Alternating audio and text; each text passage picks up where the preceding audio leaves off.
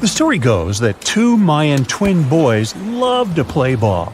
Sure, they were really good at it, but they also made a lot of noise when playing.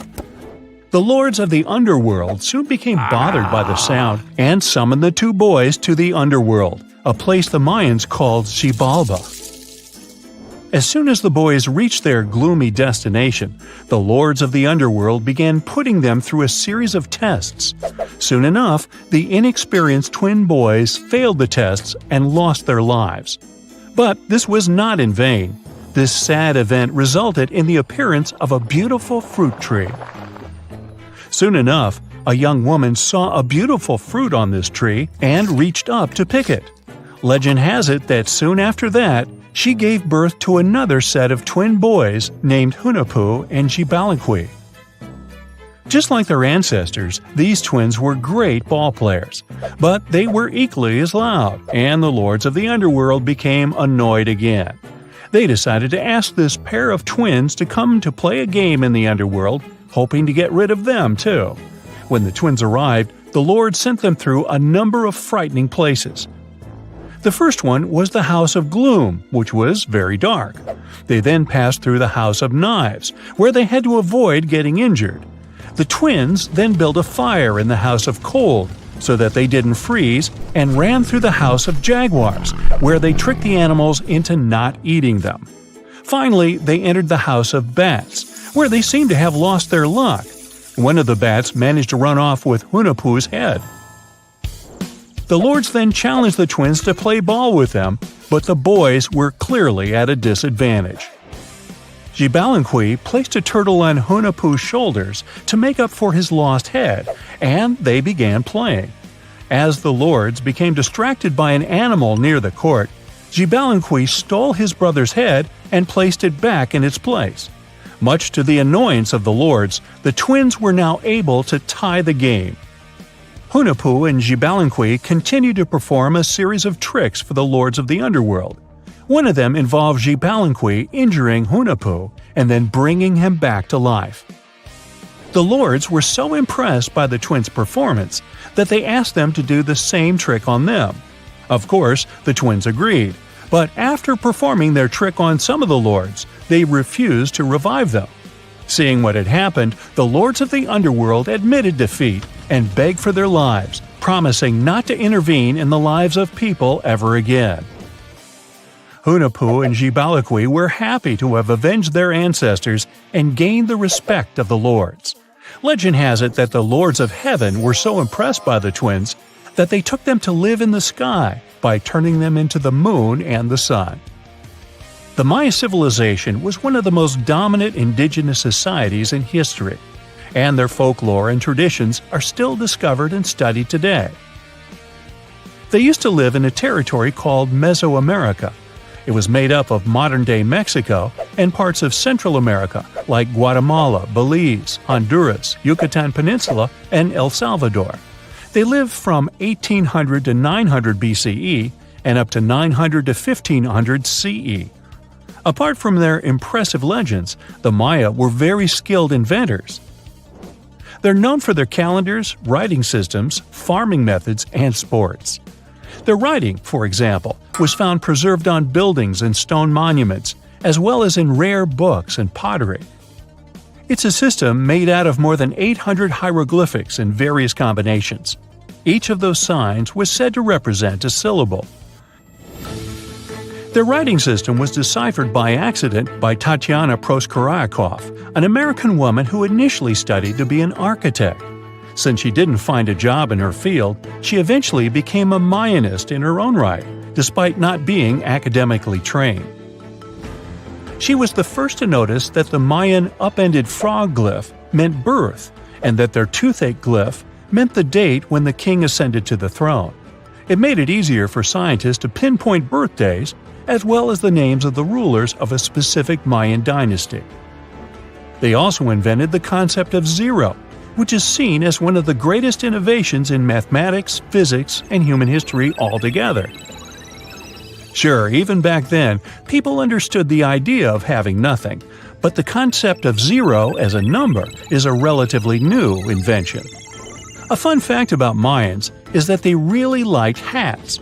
The bigger your hat was, the more important you looked. Not only was it a sort of fashion statement, but it also made them look taller, which was a big deal for their aesthetic. The Mayans also came up with one of the most intricate and complex calendars in human history. It was the first to use 0 as a placeholder. Their calendar ended on December 21st, 2012, which led some people to believe that it translated to the end of the world. Obviously, that was not the case. It just so happened that the date coincided with the end of a Mayan cycle of years. But you know, as advanced in science and astronomy as they were, they did make some mistakes. One of them was their belief that the world was flat. Their theory was that the 4 corners of the world were watched by the brother lords, who kept the sky from falling over their lands. Hats off for their menus, though, as they were well-known chocolate eaters. They turned eating chocolate into a form of art. The drink they made wasn't really like the hot chocolate we enjoy today, though. The recipe included mixing cacao with water, honey, chili pepper, cornmeal, and other ingredients to make a foamy, spicy drink. The ritual of drinking cacao was a crucial part of their celebrations. We're not done discovering all the amazing parts of their architecture and civilization. It was only a few years ago that a Maya pyramid was found at Tonina, in the Mexican state of Chiapas. It was estimated to be more than 1,000 years old. The reason why it escaped archaeologists for so long was that it lay hidden under what was believed to be a natural hill. The ruins of 2 Mayan cities have been recently discovered in the Mexican state of Campeche. Why didn't we find them until now? Well, they were concealed by really thick vegetation, which made it difficult for archaeologists to reach them. The Mayans didn't just disappear. Their descendants are still around today, many of them choosing to live in their ancestral homelands. You can find them in Guatemala, for example, where the Maya people make up the majority of the population. Overall, the Maya ethnic group contains people that speak different Mayan languages, such as Yucatec, Quiche, Quechua, or Mopan. They had no idea what a spa day was, but the Mayans really enjoyed a nice sweat once in a while. Sweat lodges were discovered around ancient Mayan sites. They were built out of stone or adobe. These rooms were an essential part of their cleansing and healthcare rituals. One of the earliest sweat lodges was found in Quello in northern Belize and appeared to date back 3,000 years. One of the most important parts of the Mayan culture was a ball game which they named Pix. It had both political and spiritual significance. We can see ball courts at important parts of Mayan archaeological sites. The main goal of the game was to pass a rubber ball through a very high stone hoop without using your hands. Basically, it was a combination of soccer and basketball. However, it could have serious consequences. The loser could, at times, even lose his own life. Ooh, high stakes indeed. Because of this game and the need for bouncy balls, the Mayan people were some of the first cultures to use rubber. They made it using natural latex. There were different kinds of rubber depending on what natural substances the latex was mixed with. And that, my friend, is the way the ball bounces. Sorry, but you know me, I just couldn't resist. Something strange is lurking beneath the sands of Giza, and scientists have no idea what it is. Archaeologists just found a hidden structure near the Great Pyramid using advanced ground scanning technology. What's inside? Nobody knows, but excavations are already underway. The Great Pyramid of Giza is one of the most famous monuments on Earth, but it doesn't stand alone. It's surrounded by an ancient necropolis, a massive royal graveyard filled with tombs and monuments. They belong to pharaohs, nobles, and other high-ranking officials. Most of these tombs are above the ground. They're called mastabas, rectangular, flat-roofed tombs built from limestone or mud brick, and they've been studied for decades. But from old movies, we know that these weren't simple graves. They have deep vertical shafts leading to underground burial chambers, where the past was sealed away for eternity. And recently, archaeologists found one curious empty space in the cemetery, a completely unexplored patch of ground. No mastabas, no visible ruins, nada. For years they ignored it, but between 2021 and 2023, they decided to investigate. They didn't dig though. Instead, they used a technology that kinda acts like X-rays for the ground. These radars let scientists see the secrets hidden there. And there was something hidden beneath the sand, something deliberately buried and forgotten. A two-part underground structure. One part was shallow and L-shaped. It's about 33 feet long and buried just 6.5 feet deep. But below that, a deeper, more mysterious anomaly, a structure completely different from anything else in the area. They called it a highly resistive anomaly, which means it's dense and solid, likely made of stone, sand, or even metal. And still, no one has a clue what's inside it. Now, it's clear that humans made the L shape. It wasn't formed by nature. And the shallower structure might have been an entrance to whatever is hidden below. But they only have some theories about what might be hidden there. It's also filled with sand and gravel. It was probably deliberately backfilled after its construction, perhaps to preserve this. Why? Well, we don't know yet. The archaeological team will need to excavate to understand what exactly this thing was and why it was built. The first guess is a lost burial chamber. Many tombs in Giza have underground burial sites, but most have clear surface markers. This one, for some reason, has nothing, but it could be one of them. The second guess is an ancient offering chapel. Egyptologists know that some chapels were built in this shape, but usually they were above ground, not buried like this. And finally, it might be something we've never seen before. If this turns out to be a new type of structure, it could rewrite what we know about the burials of pharaohs. The only way to know for sure is to dig it up. And that's exactly what's happening right now. Excavations are already underway. Archaeologists are racing against time to uncover the truth. But there's a real danger there too. Giza's fragile ancient structures need to be handled carefully. Otherwise, they could be damaged beyond repair. So all we can do is wait for the truth. Now, these tombs always held fascinating mysteries. Unfortunately, we'll never learn tons of these mysteries because of some relentless tomb robbers. Egyptian tombs were built to guard the bodies for eternity. But that absolutely didn't stop people from breaking in and stealing everything valuable inside. They've been bothering these ancient sites for thousands of years, starting way back in Pharaoh's times. Many of the most famous tombs, including those in Giza, Saqqara, and the Valley of the Kings, were looted. It was a common practice in ancient Egypt. And they were serious about this whole thing. They dug secret tunnels to bypass traps and walls, bribed or threatened tomb workers to get inside knowledge, cracked open sarcophagi to grab gold, jewelry, and artifacts. And by the time modern archaeologists got to most of these tombs, they had already been picked clean. The reigning pharaohs got tired of this infuriating nonsense. The Valley of the Kings, the famous burial ground of Egyptian royalty, was supposed to be the ultimate safe zone. Tombs were built deep underground, hidden in the desert. Passages were sealed with giant stone blocks. False doors and traps were added to confuse thieves. Even curses were written on the walls, warnings of horrible endings for anyone who dared to disturb the tomb, which is exactly where we got all those horror stories about mummies from. Spoiler alert, none of it worked. Most tombs in the Valley of the Kings were fully robbed within 100 years of being sealed. Even King Tutankhamun's tomb, one of the most famous in history, was broken into twice in ancient times. Some of them decided to try and fight back.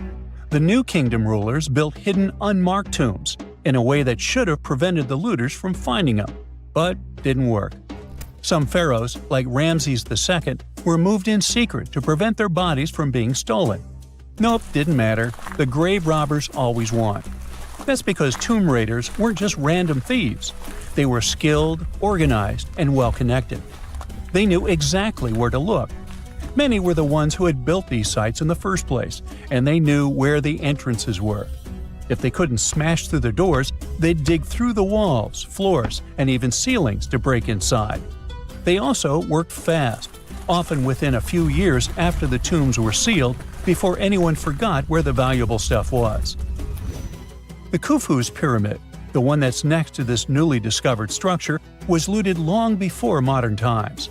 The one thing left inside when explorers got there? An empty granite box where the sarcophagus used to be. Unfortunately, it's not just about gold. History itself gets stolen during these raids. Ancient Egyptians wrote detailed records of what exactly and where they buried.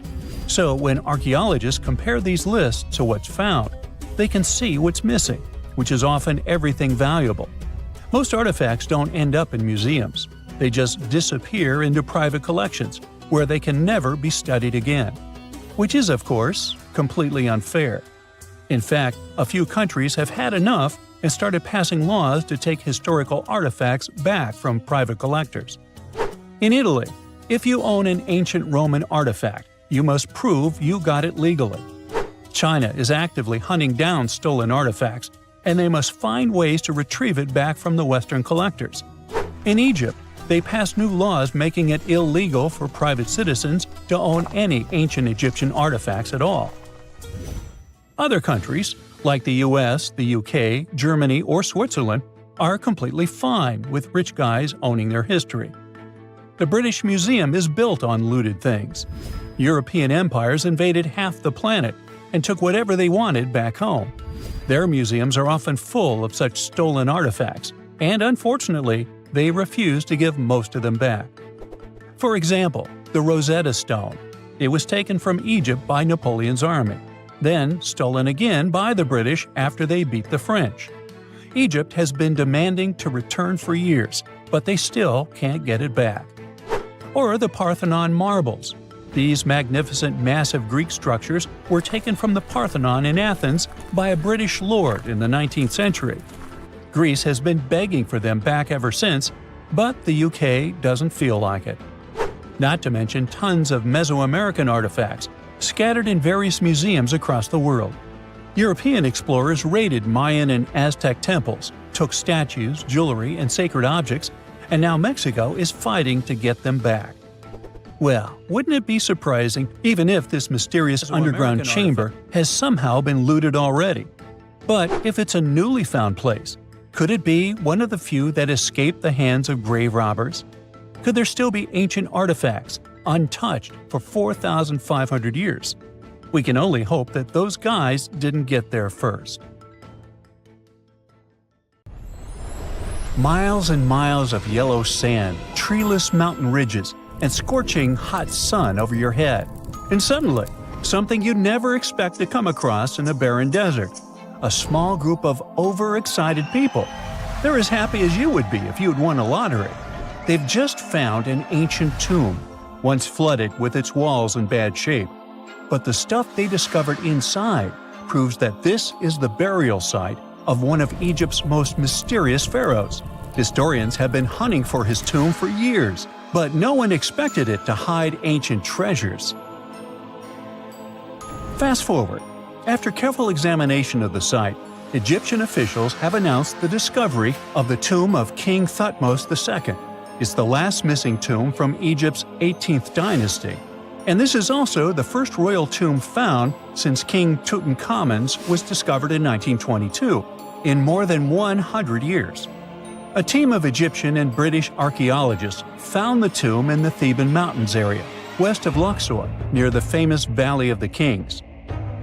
Before this, the site was only known as Tomb C4, but during their excavation, the team found clear evidence proving it belonged to King Thutmose II. Archaeologists actually found the entrance and main tunnel leading to the tomb in 2022. But at first, they thought it belonged to a queen because it was near the graves of Thutmose III's wives. It was also close to Queen Hatshepsut's tomb. Originally, it was prepared for her when she was just a royal wife. But everything changed when she became pharaoh. But we'll talk about this twist of fate a little later. But soon they realized that their discovery was much more significant. They found alabaster jars with Thutmose II's name and the words "deceased king" written on them. That's when they realized that the tomb was actually his final resting place. Sadly, Thutmose II's tomb has seen better days. According to the head of Egypt's antiquities sector and the leader of the Egyptian excavation team, the tomb suffered major damage from ancient floods not long after the pharaoh's death.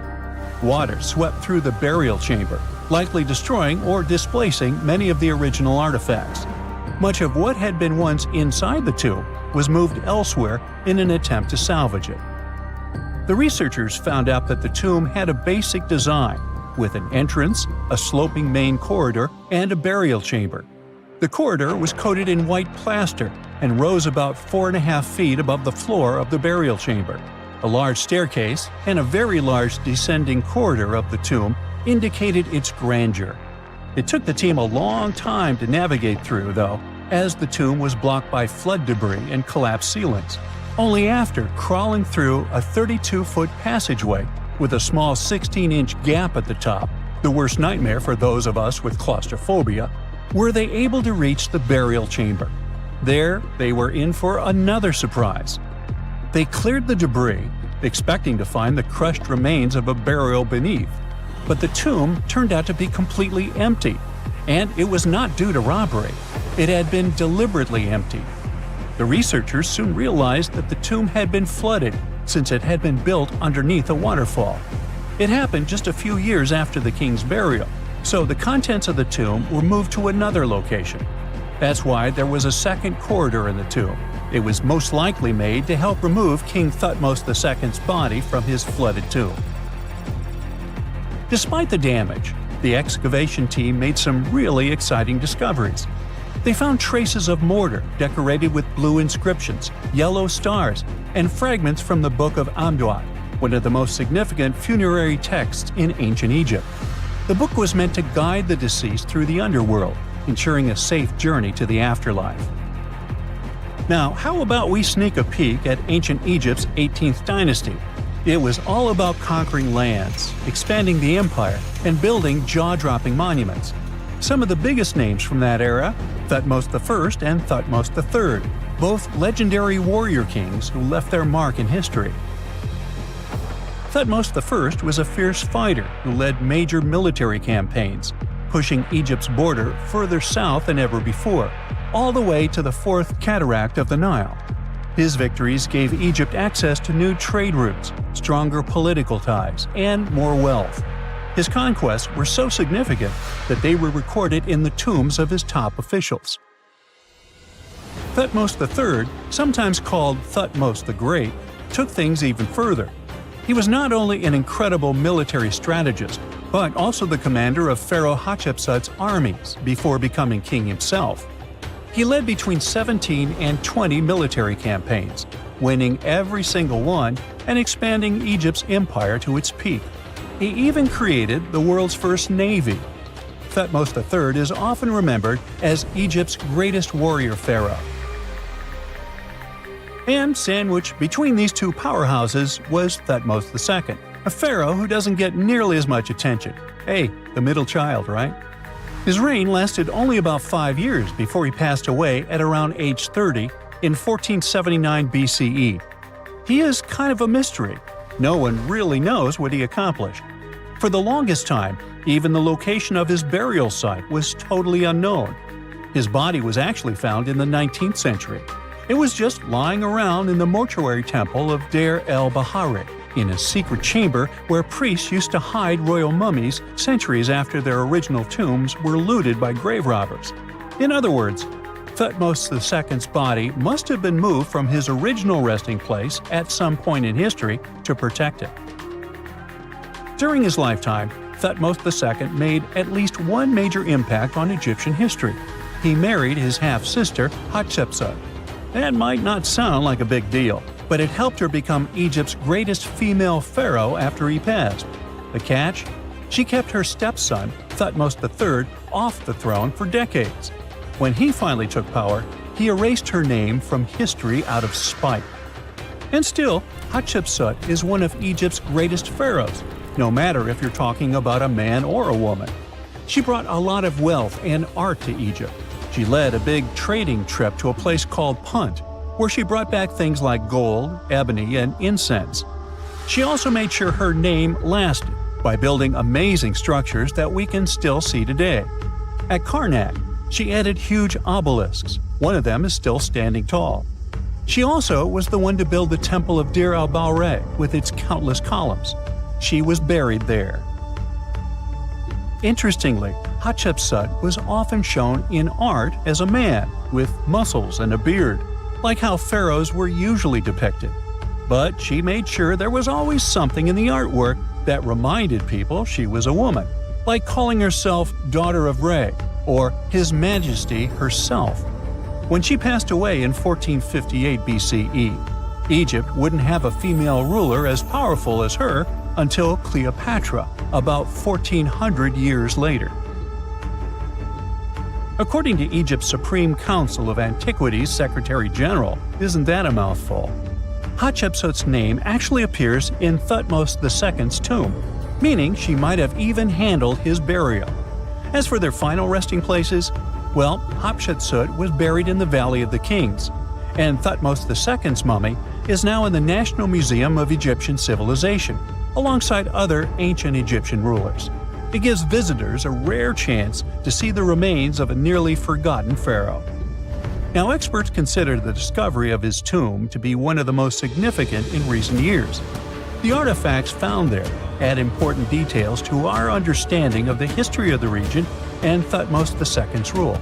And even though the tomb's design is fairly simple and follows the same architectural style preferred by later Egyptian rulers, its historical importance is undeniable. In any case, the mission isn't over yet.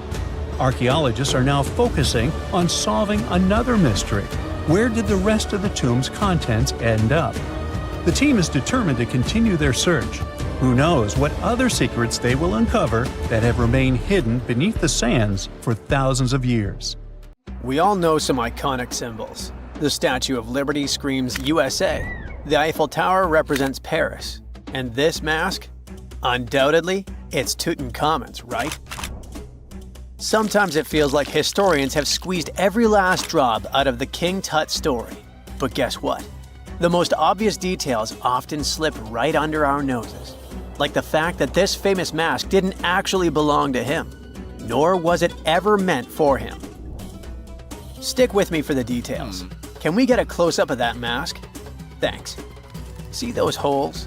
Yep, they're for earrings. And no, it's not that they had anything against jewelry, but back in ancient Egypt, earrings were typically worn by high-status women or kids.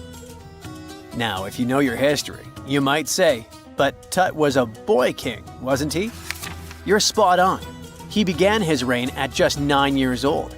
Sadly, that didn't last long as he passed away at a very young age. So when he was 9, he might have worn earrings, but he probably took them off when he hit that no earrings age. Sounds reasonable, right? Actually, not quite. That would have been pretty strange since nobody expected him to pass away young. Certainly not at 9. So no one was preparing a kid's mask for a burial. It's this untimely demise that suggests the mask used was simply the best option available when Tut passed away. There are more clues pointing to the idea that the mask was found in a hurry. Let's think about this. Even though Tut was mummified and his body could wait a bit, his loved ones wanted him to reach the afterlife ASAP. Some experts even believe the paint in the tomb was still wet when it was sealed. But look at his mask. It's a masterpiece. There's no way it was made in a rush. It's way more elaborate than other simpler cartonnage pieces. The renowned mask of King Tut stands 21 inches tall, adorned with precious stones, and features a golden beard that weighs 5.5 pounds, making the entire mask 22.5 pounds. Okay, I'm a bit confused here. So it seems like it was probably a kid's mask, but it had a beard? I've never seen a 9-year-old with a goatee, and I'm guessing you haven't either. Just think about it. A grown man's face compared to a kid's face. Fun fact for you, our faces pretty much stopped growing at the age of 16, so by 19, Tut would have definitely had the face of an adult man. Can you imagine trying to fit a relatively small kid's mask on a grown man? That would have been super embarrassing, and no one would have let that happen. Right, let's dismiss the kid's theory. Now, the second option, if you remember, is that the mask could have originally belonged to a woman. This is where the beard theory comes into play. Some researchers believe the beard might have been added later on. Here's another twist. What if the mask was actually made for Nefertiti herself, who ended up maskless? In this case, there are two discoveries. Two birds with one stone. For now, it sounds like a conspiracy theory, I know. But let's give it a shot and delve deeper into the details. So, Tut passed away in around 1323 BCE, probably due to malaria. He had other health issues too, like when he broke his leg, and records suggest he wasn't in the best shape. As for Nefertiti, we have no solid data about her demise. Plus, nobody knows exactly when or where she was buried. The supposed year when she passed away is around 1330 BCE, but she could have lived longer, and the mask was intended and prepared for her. Or maybe they just took her mask right from the burial chamber. After all, they were family. Well, sort of. She was said to be his stepmom, having been married to Akhenaten, who was likely Tut's father. But this is not 100% accurate. Some scientists doubt it. Ah, these ancient Egyptian families. It's hard to keep track of who's who. I know, you're not yet convinced that Tut wore a lady's mask. Let me share one more theory with you. Meet Howard Carter, the enthusiastic archaeologist who discovered Tutankhamun's tomb. It was located in the Valley of Kings outside Luxor and, to everyone's surprise, was nearly intact. When he entered, he noticed something odd. This didn't feel like a pharaoh's burial chamber. It was classy and all, but it had a vibe that suggested it was made for a woman. Typically, Egyptian pharaohs had larger tombs that suited them better, and even more strangely, it was oriented to the right of the entrance. This didn't add up. That orientation was typical for female chambers, which Egyptian queens used. Another red flag was that the chamber appeared to have been built in stages, and all the artifacts, around 2,000 of them, seemed hastily placed there. Even more curious, they looked like they were meant for other royals. Carter discovered this burial site in 1922, but it remained a mystery as to why it was so bizarre. Almost a century later, Nicholas Reeves thought he may have solved the puzzle. He claimed that King Tut might not have been the original resident of the tomb. Instead, he suggested that the undisturbed resting place of the legendary Queen Nefertiti could be hidden behind the walls of the boy king's burial chamber. Nicholas studied high-resolution photos for months, meticulously examining every pixel. One day, he focused on detailed scans that revealed the texture of the tomb's walls beneath layers of paint. He spotted what he believed to be outlines of two doorways that had been blocked and plastered over to hide them from view. The more he looked, the more it seemed real. Could it be a tomb within a tomb? Nicholas theorized there was a hidden storeroom behind the western wall of King Tut's tomb, and his chamber might just be the outermost section of a larger corridor-style network of rooms. It all sounds fancy, but sorry to break it to you, Reeves' theory was debunked. To find out if he was onto something, experts had to use ground-penetrating radar to see the unseen. Reeves' idea was that if there were gaps, it could indicate the presence of additional rooms. And at first, in 2015, one expert even thought he had found a hidden room. But the glory didn't last for long. A year later, after double-checking, it turned out there were no hidden doorways. By the way, Nefertiti isn't the only legendary woman from Egypt whose burial site remains a captivating mystery. There's a cool legend about Cleopatra that you might enjoy. It's said that she once declared, "No man will ever find my tomb." Kind of fitting, right? After all, the person who's come closest to uncovering her final resting place is a woman. Fast forward a few millennia after she passed away, and while no man has located it, archaeologist Kathleen Martinez believes she might have cracked the code. She's been on the quest for Cleopatra VII's tomb for nearly 20 years, and recently discovered a bust that she thinks represents the famous queen. However, not everyone is on board with her claim. Some experts argue that the bust doesn't resemble Cleopatra at all.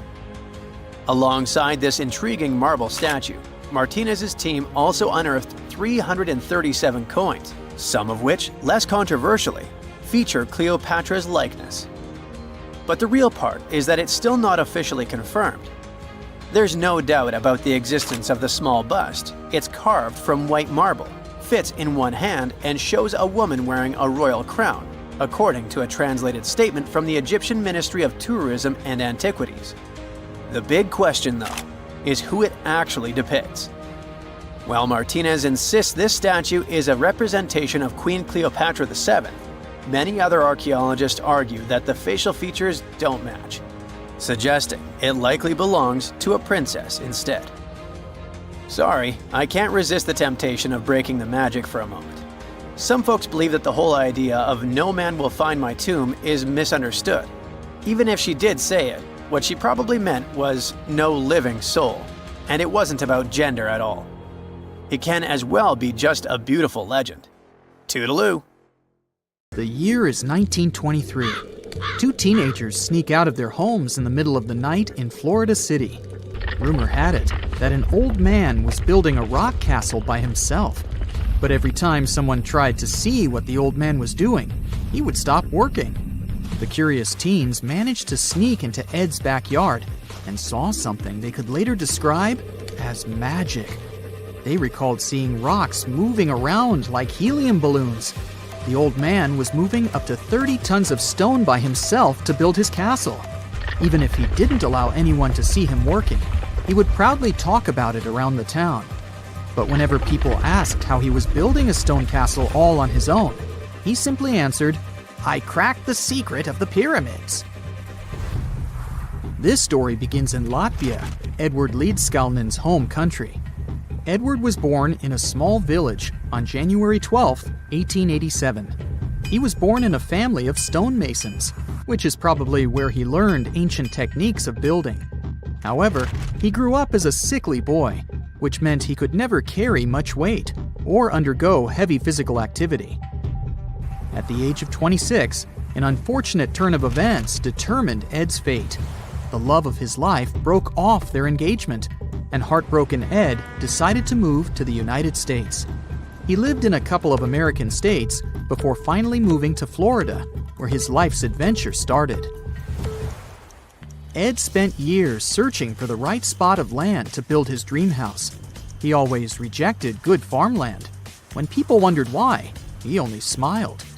Finally, when he bought land of his own, it was deemed terrible by his close friends. The soil was bedrock. He could neither plow nor farm it, but it seemed perfect for what he was seeking to build. Ed's close friends would often describe him as eccentric. When asked why he wanted to build a house, he would only say, "It's for my sweet 16. Someday she's coming back." Then, he changed the topic of the conversation. It took Ed about 30 years to finish Coral Castle, and he did it all by himself. He would only work under the cloak of night and never let anyone see what he was doing. The completed Coral Castle embodies a number of unsolved mysteries. If you were to visit the site back then, you'd have to go through a 9-ton, 8-foot-tall revolving gate door that even a kid could push with just one finger. Ed was so proud of this door that he originally named the site Rock Gate Park.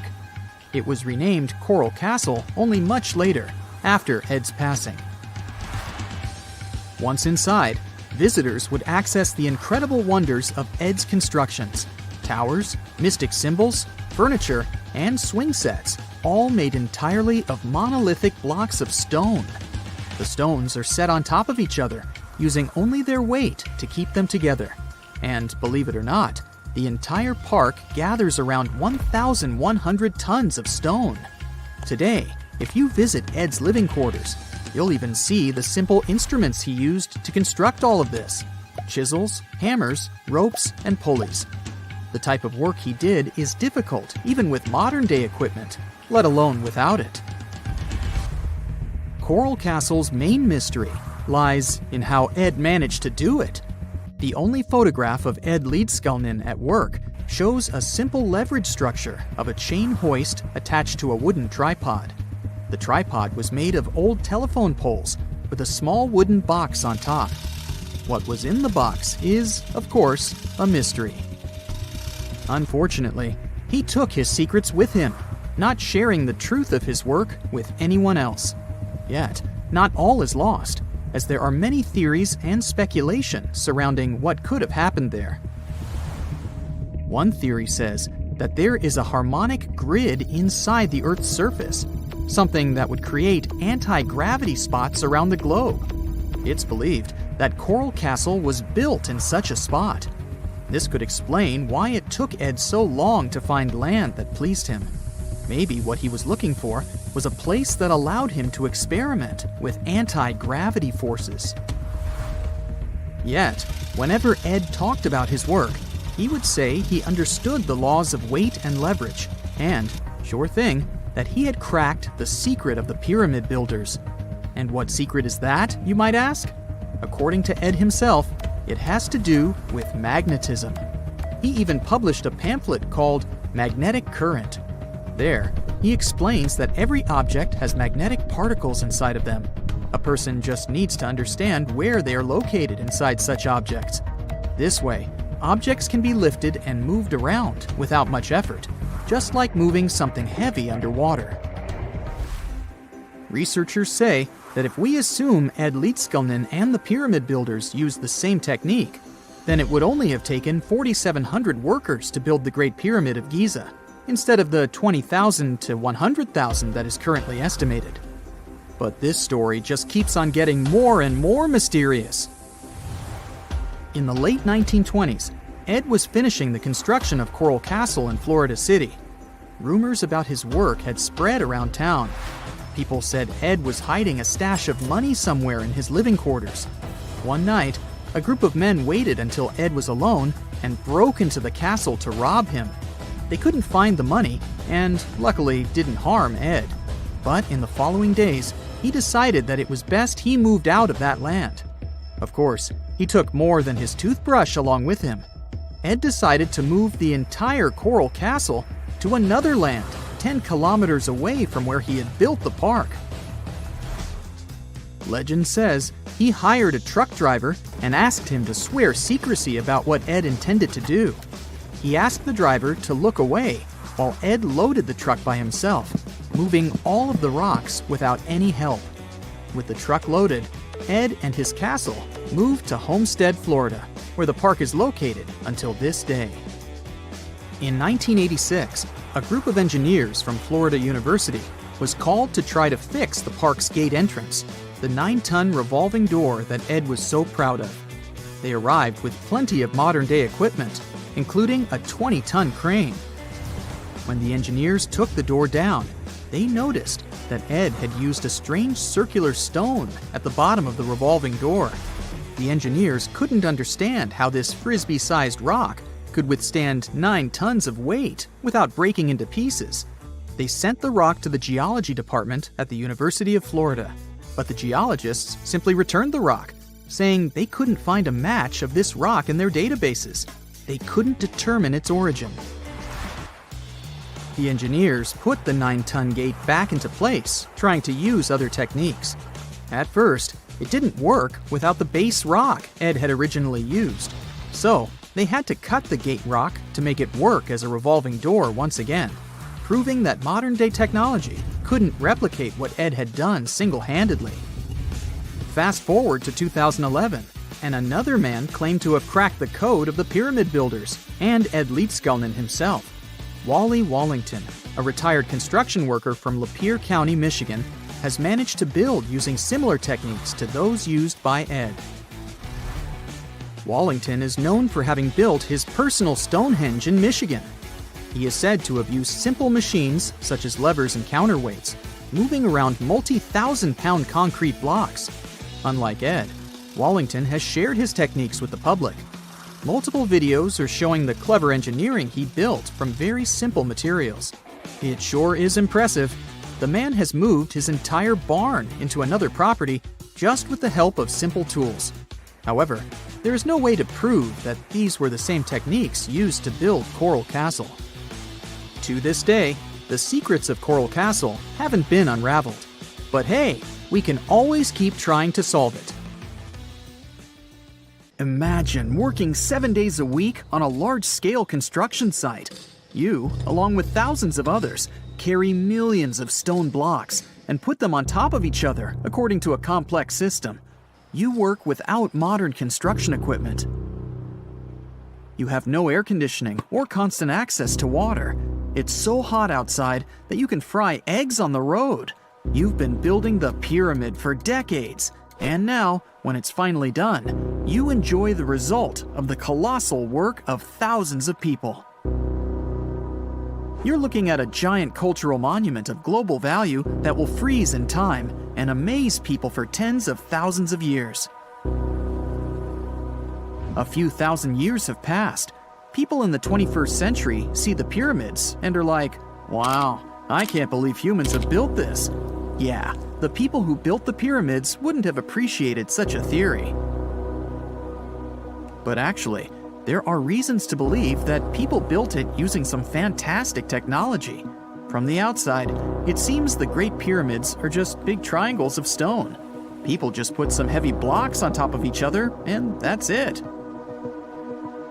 In fact, the design seems too perfect to be true. The pyramid consists of more than 2 million blocks. They lay so close to each other and are so even that you couldn't squeeze even a thin sheet of paper between them. Scientists still can't figure out the exact technology for building the Egyptian pyramids.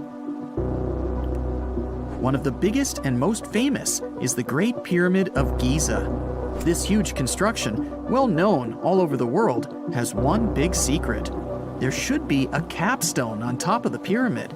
It's a triangular-shaped stone block, a small pyramid on top of a huge one. It's also called a pyramidion. The builders of ancient Egypt made it out of granite and limestone and covered it with gold. No records or old drawings prove that there was a pyramidion at the top of the Great Pyramid of Giza. But there's another ancient Egyptian structure with such a triangle, the Red Pyramid.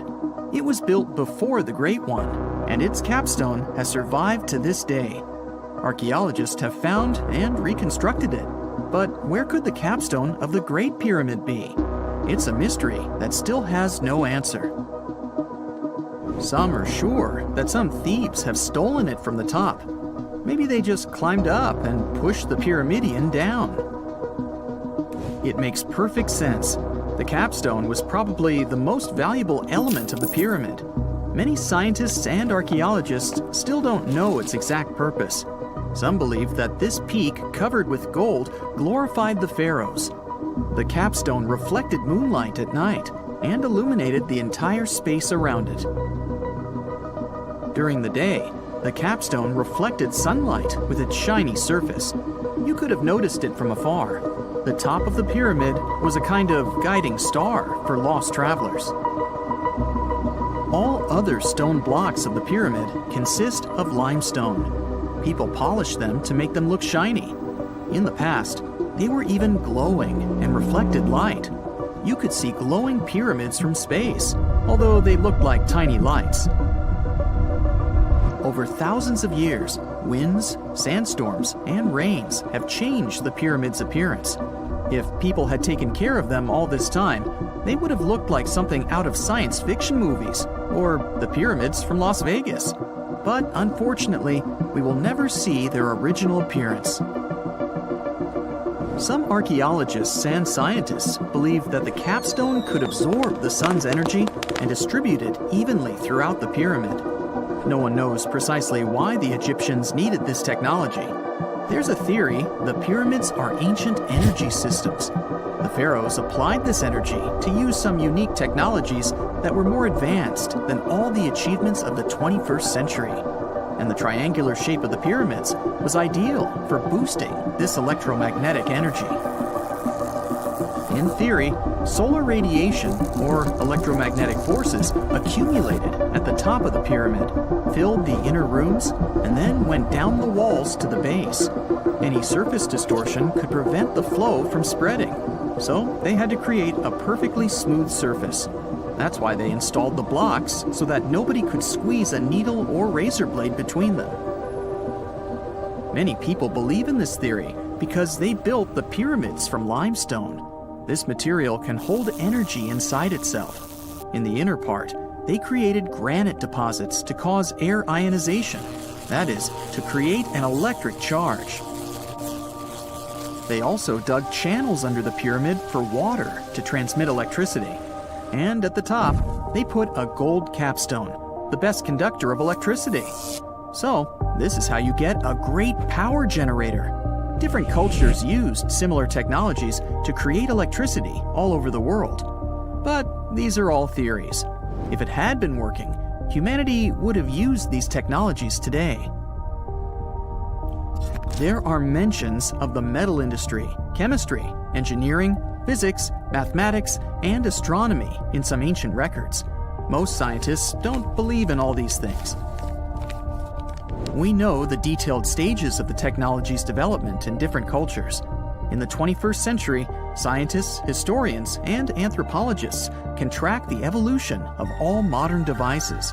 If people had created some technological inventions in ancient times, the history of the world would have looked different. Perhaps all the achievements of antiquity could have been wiped off the face of the earth by global cataclysms. And it can happen to us. Just imagine how people would dig up a laptop in 5,000 years. Perhaps they wouldn't understand what kind of device it is. Another Egyptian wonder surrounded by mystery is the statue of the Sphinx. The Egyptians carved it out of a single massive piece of limestone about 4.5 thousand years ago. But scientists still don't know the exact date of its construction or who built it. People painted the Sphinx in different colors, so it looked much brighter and more vivid in the distant past. It was shining just like the Great Pyramids. Anyway, time hasn't only changed its appearance, but its name too. Initially, the Egyptians called it Hore-Mekhet. The Greeks renamed it the Sphinx about a few hundred years after it had been built. The Sphinx emphasized the greatness of the rulers of Egypt. It also performed a symbolic function of a watchdog guarding the tomb of the pharaoh and the paths leading to it. This version sounds realistic, since archaeologists have discovered many secret entrances at the foot of the Sphinx. Perhaps these rooms and intricate tunnels lead to underground halls with treasures. And treasures don't always mean gold and jewelry. According to legends and theories, the Sphinx guards the Hall of Records, the storage of all humankind's knowledge. The information about the ancient mythical state of Atlantis could be there. You can find many detailed maps of the internal dungeons of the Sphinx on the internet. They show structures 12 stories deep under the statue. It looks like a small city filled with gold, scrolls of knowledge, and various ancient artifacts. But don't believe all these maps. These are just theories. Several thousand years have passed, but people have very little information about it. Archaeologists know that there are still many strange and exciting things about the Sphinx that are still undiscovered. Some locals are afraid to research because they believe they can awaken something terrible from the underground depths. Therefore, it's mostly scientists from other countries who conduct the excavations. In 1998, scientists discovered strange tunnels leading to empty rooms under the Sphinx. They realized that some people tried to get there through tunnels in the past, and maybe those people took all the treasures that were there. One of the legends says that some powerful artifact lays beneath the Sphinx. Its technology can change the whole world, but the locals are hiding it because it can damage the planet. Some believe that you can find evidence of unknown technologies painted on the granite walls in the pharaoh's tombs. But most likely, these paintings and signs tell us the myths and legends of ancient Egypt. But what if Egyptian symbols and drawings are detailed instructions for using ancient technologies? What if the locals that lived at that time thought, people in the future won't be able to get energy themselves. Let's leave some detailed instructions for them. Anyway, there are many riddles and theories. In reality, the search for answers is a dangerous undertaking, since it's not easy to get into the underground halls. Excavations can ruin the structure of the entire Sphinx. any person inside the tunnels may get lost and never be able to find their way back. Besides, it costs a lot of money. Now, what would be awesome is if people could invent some device that could scan underground areas and show their detailed models. When you hear the word mummy, you might get a chill down your spine. That's because most of us associate this word with those creepy characters we've seen in some scary movies. But in reality, mummies have helped us understand a lot about ancient civilizations, their rulers, and about how people used to deal with losing their loved ones. The people most famous worldwide for their mummies are the ancient Egyptians. They believed that some sort of existence after passing away was possible, if certain conditions were met. That's why they insisted on preserving the human body through the process of mummification and placing the mummy in a furnished tomb, kind of like giving it a fully functioning apartment of its own. Why did they believe in this? Well, because they were deeply connected to their natural environment for the most part. They saw the natural cycles around them, like how the sun rose every day, followed by the moon, or how new life was always sprouting from plants, even after they had wilted away. They also believed that the powerful spirit Osiris, who represented the cycle of passing away and resurrection, played a role in this process. To prepare for the afterlife, the ancient Egyptians followed certain rituals, like mummification, which involved using materials like honey, resins, and incense to preserve the body. There's no other mummy more popular than that of King Tut. He was a young pharaoh who ruled over 3,000 years ago in Egypt. The problem with discovering ancient royal tombs is that most of such burial sites were previously robbed. People knew ancient rulers had been left with many valuable belongings, so those locations became vulnerable to thieves. When King Tut's tomb was opened in 1922, people were excited because it had not been robbed, like many other previously discovered royal tombs. That's how well hidden it was. Inside, his mummy was encapsulated in a total of 3 coffins, including one made of gold. The objects found in his tomb showed us what ancient Egypt was like, and studying his mummy also helped us learn about the culture and practices popular at the time when he passed away. We also learned about his family by looking at his DNA. Scientists were able to discover that he had had a disease called malaria and a problem with his foot that might have made it hard for him to walk. Ramses II was another pharaoh in Egypt who ruled for 68 years, which was quite a lot back in the day. He was known for his expansion campaigns and building projects. Many objects from his time as a ruler still exist today, including a large statue of him. Ramses II was about 6 feet tall and lived to be about 90 years old. After looking at his mummy, scientists concluded that he may have had a medical condition that affected his spine. Now, remember those thieves I mentioned before? They are probably the reason why Ramses II ended up in a plain coffin in a secret collection of royal mummies at Deir al-Bahari, which was rediscovered in 1881.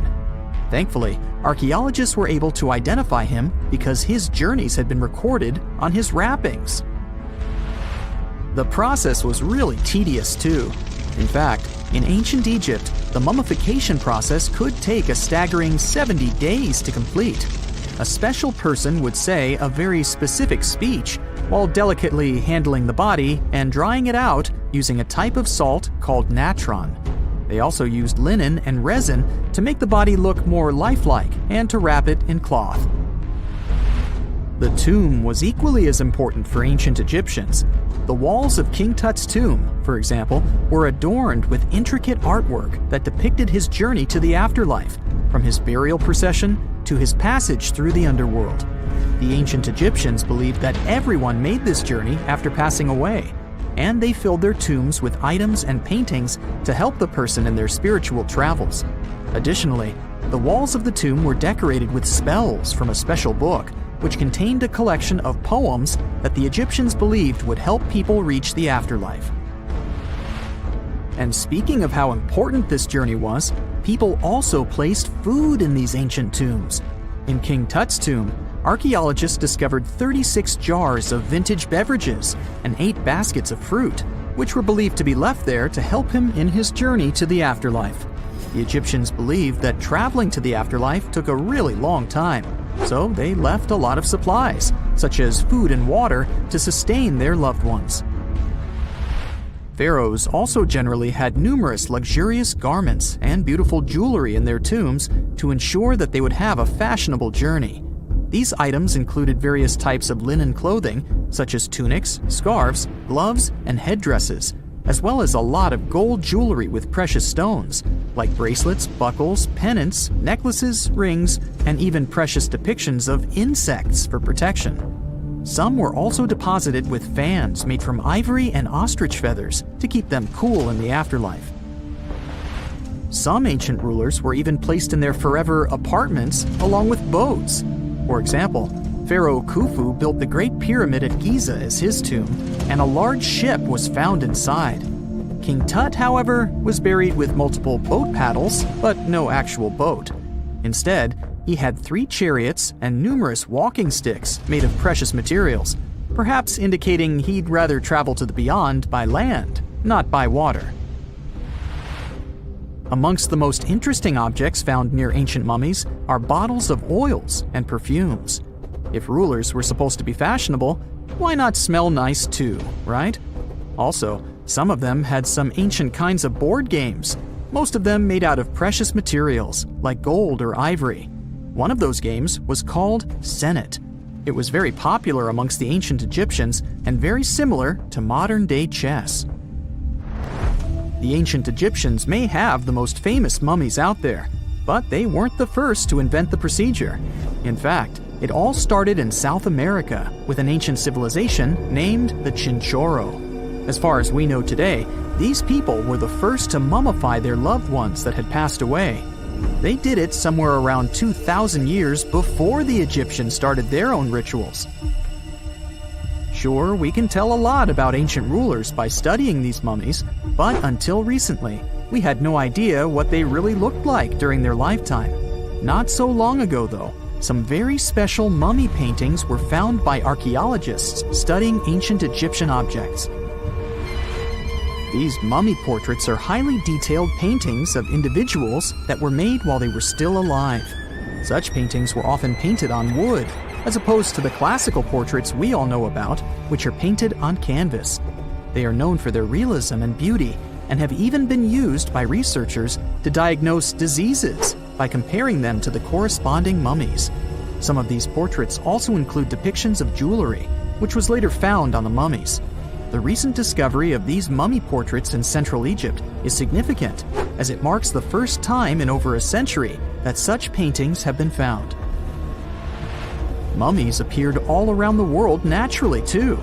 Mummification can occur without people intervening because of natural conditions, like extremely cold or hot environments, places with a lack of oxygen, or accidental exposure to chemicals that preserve the body. These conditions don't allow bacteria to grow, resulting in the body remaining more or less intact. Famous Otzi was one of these mummies. We know today he was a man who lived around 5,000 years ago in Europe. But upon his discovery in the Alps in 1991, Austrian authorities initially believed that he was a modern mountaineer because of how well preserved the body was. However, after the Iceman was removed from the glacier, it was determined that he was actually from the Copper Age. They found the tomb of a royal doctor who lived over 4,000 years ago, a man who held pharaohs' lives in his hands. This man knew secrets that only deities and kings were allowed to hear. And yet, when they opened his tomb in 2024, there was no body, just vivid paintings untouched by time and cryptic symbols carved into stone. Who was he, and why was he buried with spells linked to a scorpion deity? The tomb was buried deep beneath the sands of Saqqara. The doctor's name was Tete Nebefu. He lived around 4,100 years ago during one of Egypt's most mysterious turning points, right at the edge of glory and collapse. These were the final days of Egypt's Old Kingdom. The sun still glinted off freshly built pyramids, but the shadows were already creeping in. The pharaoh, Pepi II, had ruled longer than anyone before him, 90 years. But by the end of his reign, the country was cracking. The power was slipping, the regional leaders were rising, and the Nile floods grew unpredictable. In this shaky period, the mysterious doctor thrived. His tomb was discovered by a Swiss-French archaeological team in the shadows of old pyramids. The weirdest part was that when they uncovered his burial chamber, they found no body, no golden treasures either. Unfortunately, the tomb had been robbed long ago.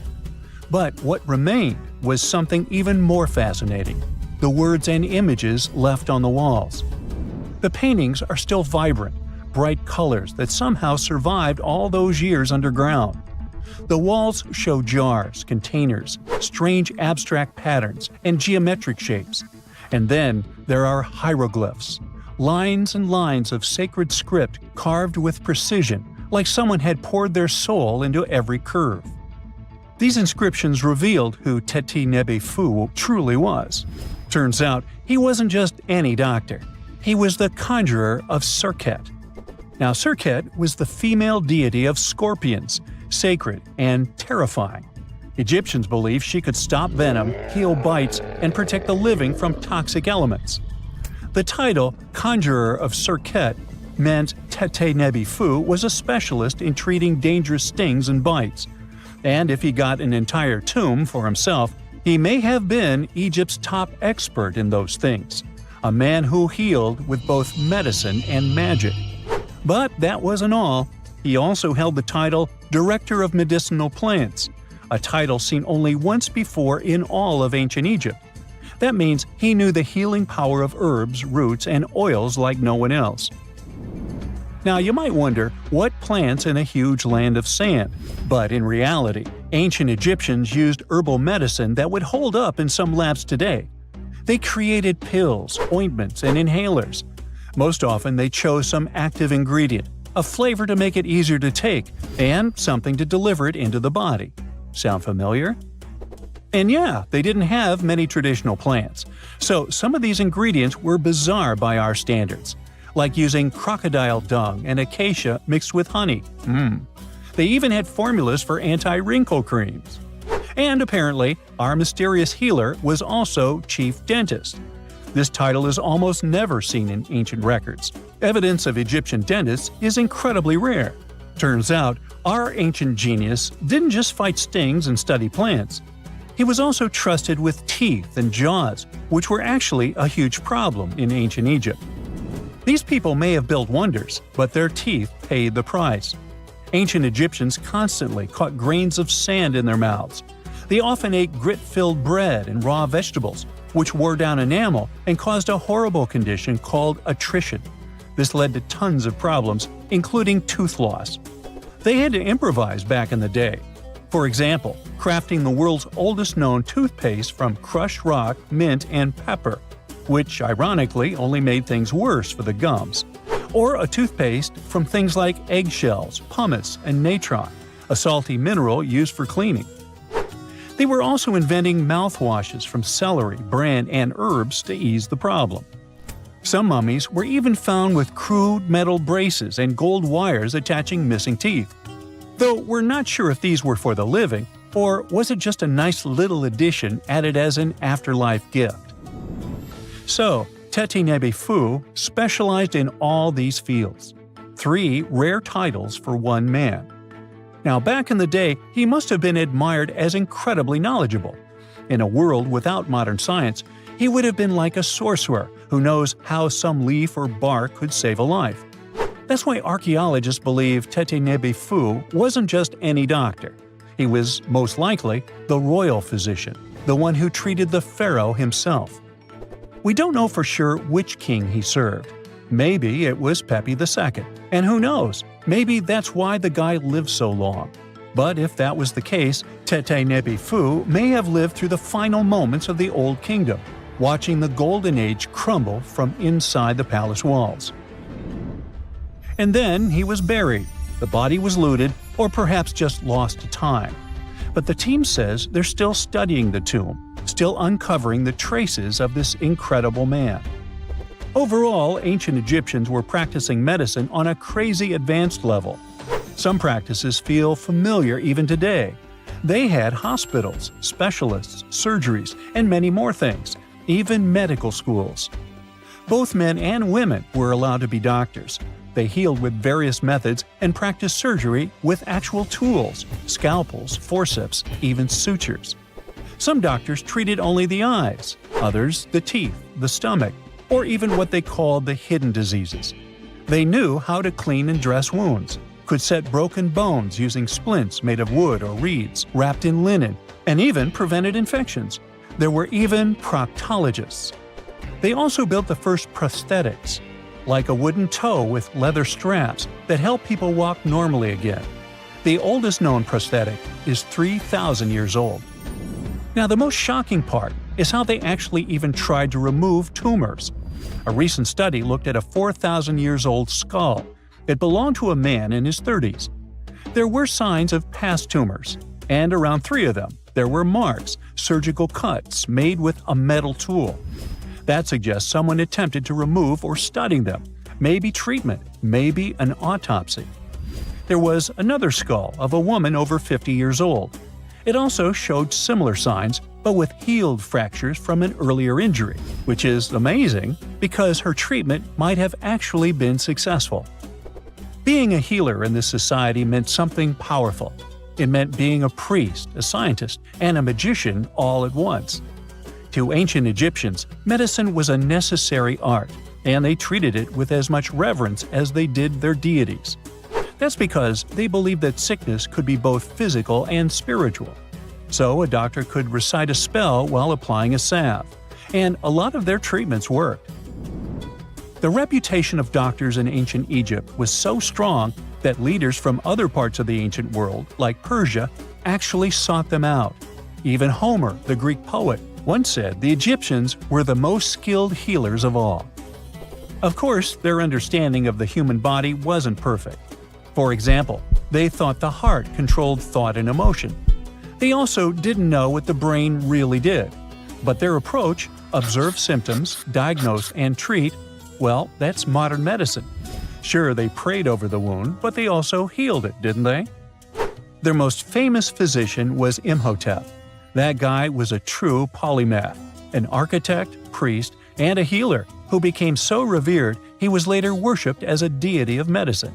Yep, a human who was so cool they turned him into a deity. He lived 2,000 years before Hippocrates, the so-called father of medicine. And yet, some people joke we should drop the Hippocratic Oath altogether and swear an Imhotepic oath instead. These people weren't just laying the foundations of pyramids. They were laying the foundations of healthcare. Whenever you hear about ancient ruins, you almost never picture them being suspended somewhere, or just randomly hanging on the branch of a tree, right? In fact, for most of the ancient artifacts we have exposed in museums all over the world, archaeologists did quite an impressive amount of digging. You see, buildings have this funny way of fading away over time if not properly taken care of. Sometimes we need to reuse some building materials, so an older construction may be sacrificed in the process. Other times houses are abandoned, and once they are exposed to the elements on the surface, like rain or sunlight, they don't really stand a chance. Some just simply crumble away due to good old erosion. So the only way a piece of architecture can survive the test of time is if it's somehow gotten buried deep down. Now, how did they end up buried in the first place? Well, it's quite the comedy of errors. Ancient cities had a habit of gradually raising their ground level like a kid adding toppings to their ice cream sundae. You see, these settlements were always busy collecting food and building materials to keep up with their ever-growing population. But hey, who has time to deal with waste and rubbish?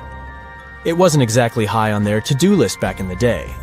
So when it came to building new houses, ancient civilizations found it much easier to save their sweat and tears by piling up the rubble and constructing right on top. But that's not all. Rivers would also occasionally flood and deposit a layer of sediment on the city floors, further encapsulating those ancient constructions. And in those dry regions like the desert, where the wind likes to show off its sand and dust dance moves, You can bet it was a constant struggle to keep the establishments clean. One hilarious example is the Sphinx, which had its head buried in sand until a group of archaeologists unearthed it in 1817. Some ancient towns eventually got covered up because they were completely abandoned. With less human activity to control their expansion, plant seeds couldn't resist the opportunity and sprouted all over the place. They gobbled up carbon dioxide from the air and grew, adding more and more bulk to the ground. Those cheeky roots even decided to stabilize the soil made from decaying plant matter, creating layers upon layers of earthy goodness. It's like the ultimate DIY project Mother Nature embarked on, with plants as her loyal helpers. The act of digging into the secrets of ancient civilizations is not just about unearthing a lost world. It's also an epic quest to reveal the hidden treasures beneath layers of history. But how do archaeologists know where to dig in the first place? If everything is covered in layers upon layers of sediments, debris, and plant roots, they must have some sort of system they rely on before embarking on a new project, right? For starters, they're not always the ones suggesting an archaeological dig in a certain location.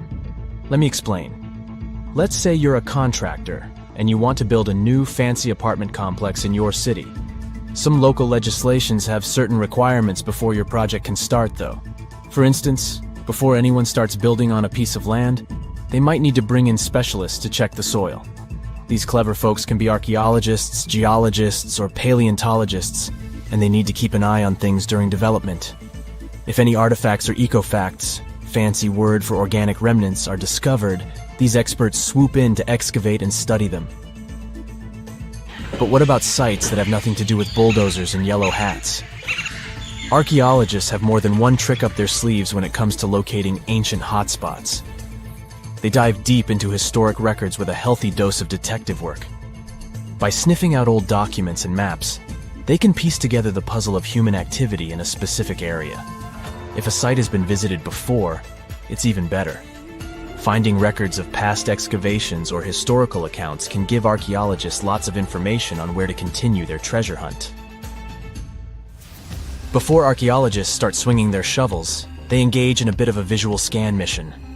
Armed with a grid system, they'll stroll around the site, keeping their eyes peeled for any artifacts that might be hiding just beneath the Earth's upper layer. From groundstone tools to historic glass and even ancient garbage dumps, yes, they're all so valuable. These keen-eyed explorers can spot signs of human activity faster than most people. If they stumble upon midden soil, fancy term for a garbage dump, they know for sure that humans once called this place home. Archaeologists don't just rely on their trusty shovels, though. They have an arsenal of gadgets to aid in their search for hidden wonders. Geophysical tools are like their secret weapons. Take the resistivity meter, for example. This clever contraption measures the electrical component of the soil and any buried features or artifacts. A buried wall, for instance, will create a different resistivity reading than the surrounding soil. Magnetometers and ground-penetrating radar work in similar ways, showcasing potential hints of ancient treasures in the soil. And who could forget our trusty old friend, the GPS? It helps archaeologists map out precise locations, like a high-tech treasure map, leading them straight to their pot of gold. Care to virtually visit some of the most important archaeological sites in the world? Well, follow me. In the United Kingdom, for instance, you'll find this interesting place called Stonehenge. It's one of many henges scattered around, but this one really takes the cake. Picture this: massive ancient stones standing tall and proud, arranged in a funky outer ring and an inner horseshoe, with some smaller stones thrown in for good measure. And guess what? These amazing stones have been around for over 5,000 years. Talk about a serious case of rock-solid longevity. Now, here's where it gets interesting. According to local folklore, the legendary wizard Merlin whipped out his magic wand and poof! He teleported these massive stones all the way from Ireland. Apparently some giants had assembled them there, but Merlin decided they would look much better at their new location. Others think it's just the ruined remains of an old Roman spiritual edifice. These amazing structures were built by our Bronze Age ancestors. With their simple tools and limited tech, they managed to create this monumental masterpiece. Impressive, right? Unfortunately, there's still so much we don't know about this area. Stonehenge's initial purpose remains a mystery to this day. Sure, there are lots of theories, but scientists have yet to agree on the subject. However, we do know that it's perfectly aligned to catch the sunrise during the summer and winter solstices. The ancient city of Pompeii is an equally amazing archaeological site. Picture this. Mount Vesuvius, a notorious troublemaker, decided to throw a volcanic tantrum and completely covered this ancient Roman city. It turned it into a time capsule, located outside present-day Naples in Italy. Fast forward to the year 1748, when a bunch of adventurous explorers stumbled upon Pompeii. Lo and behold, they discovered a treasure trove of well-preserved goodies: streets, houses, food. Probably a bit stale by then. Blingy jewelry, fancy sculptures, colorful frescoes, everyday household items, and even animal and human remains. It was like an epic archaeological party. From the looks of it, Pompeii had it all.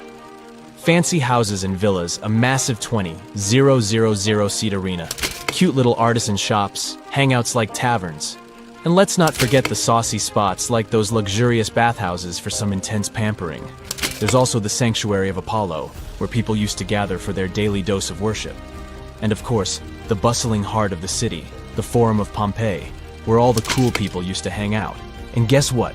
Pompeii is so cool that it made it to UNESCO's World Heritage List back in 1997. That's like the ultimate Hall of Fame for historical awesomeness. It also includes many other famous buildings and sites, like the Taj Mahal in India and the Acropolis of Athens in Greece. The ancient city of Taposiris Magna is hidden on the northern coast of Egypt. These days it has very little of its former glory, but what lies beneath it may hold the secret to uncovering a famous mystery, that of Cleopatra, the most memorable Egyptian queen in history. The recently discovered tunnel is also known as a geometric miracle for its time. Excavations have uncovered a 43-foot-long structure below the ground, which is partially submerged in water. Its shape and construction technique are similar to that of the Eupalinos Tunnel, another amazing ancient discovery. This one is located in Greece and was built by excavating simultaneously from 2 points, aiming to have them meet in the middle. The use of math and geometry to make this construction was astonishingly precise for those days, more so since it was built near a mountain. Archaeologists that have been working on the Taposiris Magna site since 2004 believe this tunnel may lead to the lost tomb of Cleopatra. The clues they found so far seem to back up this theory. For starters, the city and its temple were built by one of Cleopatra's ancestors, Ptolemy II. All the architecture seems to indicate it was dedicated to the ancient spirit Osiris and his queen Isis. Throughout her reign, Cleopatra did try to associate herself with Isis, so it may be no surprise she chose this location as her final resting place. Scientists have yet to pinpoint Cleopatra's tomb, but research continues with the help of modern technology. To study this location better, archaeologists have even used a special device called ground-penetrating radar. This tool allows us to analyze what lies beneath the ground without being intrusive. Since this tunnel is so old, research needs to be done very delicately. Seeing pictures of what's underground before you start digging is incredibly useful and has been done here since 2011. Finally discovering Cleopatra's tomb may help us piece together her story, especially what might have happened during the last portion of her life, which is still surrounded by mystery. We still don't know the exact cause of her passing. Some believe she may have let herself be bitten by a poisonous Egyptian cobra. Others have suggested that she was well accustomed to toxic substances, even hiding some in her hairbrush in case she ever needed it. But that's not to say she chose to use it on herself. We do have a lot of other interesting information on Cleopatra that's equally as impressive, like the fact that she had a stylist. Most of the images you've seen depicting this famous queen show her wearing black eyeliner. This look was put together by Airas, a woman known to have been her personal beautician. She traced the long line from her eyes to her temples, a makeup technique still used today to enhance the eyes. Airas was an important figure throughout Cleopatra's life, known also as her confidant and close friend. There are even theories that suggest Airas was there by her side when she passed away.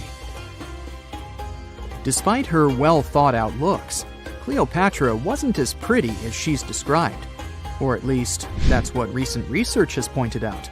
Sure, if we look at movies and modern imagery, she's depicted as this incredibly beautiful woman with symmetrical and delicate features. However, if we look at coins showcasing her image from back in the day, her looks are rather average. Her image on the coins might have been adjusted, too, to make the queen look stronger in the eyes of her people. So there is no trusted source available to confirm her image, but her description in most pieces of ancient literature speaks of her other qualities, like her voice and personality, not of her beauty. Cleopatra might have been the most famous Egyptian queen to this day, but she wasn't the first choice. She did have an older sister, Berenice, that was initially supposed to take the throne. Berenice passed away before she could do that, so Cleopatra took on the role and began investing in her education. She traveled throughout the country quite frequently, so she could become accustomed to her people and their needs. She was only 18 when the responsibilities were passed down to her, and immediately gained popularity because of her intelligence and education. Her taste in literature was quite good too. She was known to be a fan of Homer, the famed Greek philosopher and poet. Cleopatra loved to write as much as she loved to read. There are even claims that she wrote a book on medicine and cosmetics, but we have no evidence to this day that such work ever existed. Part of being a great leader back then meant you had to speak multiple languages. Cleopatra clearly understood that, and that's why she's rumored to have known many languages to varying degrees. Some archaeologists suggested she spoke Greek, Egyptian, and Ethiopian, as well as many Arabic dialects. She might have even spoken Latin, but there's little evidence to support this claim. She might not have had angelic looks, but Cleopatra was really careful with the way she looked, even with her diet.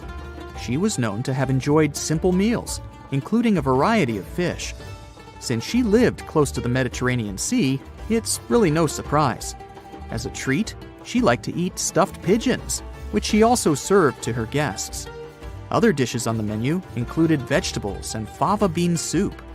Fruits and nuts weren't missing from her diet either, and she was also a big fan of honey. Recently, a team of experts has even tried to recreate her famous perfume. Think of it like the ancient equivalent of Chanel No. 5. Cleopatra was known to be a fan of luxurious scents, which she believed could even influence how people treated her when they met. The basis of this scent is myrrh, a resin gathered from a local tree. Other ingredients added to the mixture were also found back in the day, like cardamom, olive oil, and cinnamon. The results may not be quite as delicate as the perfumes we know and use today. Its consistency was way thicker, and the scent lasted way longer. When she was at the height of her power, Cleopatra might have been the richest person in the world.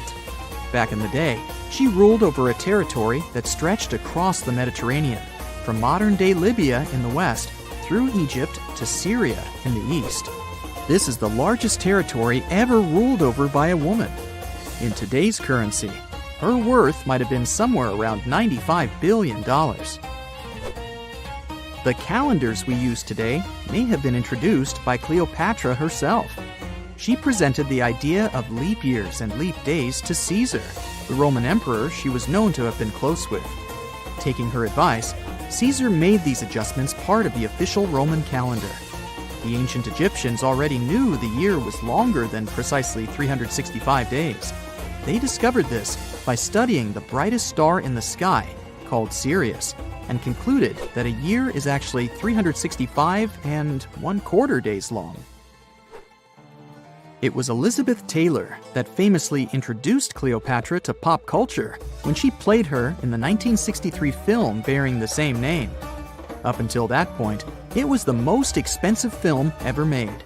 It was originally supposed to cost somewhere around $2 million, but ended up costing a mind-boggling $44 million. That's mostly because of script and production issues. To make this iconic movie, producers created 79 sets from scratch. as well as over 26,000 costumes for the cast. Elizabeth Taylor's Cleopatra costumes alone cost somewhere around $200,000. Thankfully for the producers, the movie made headlines and was well received by critics, making it a box office success.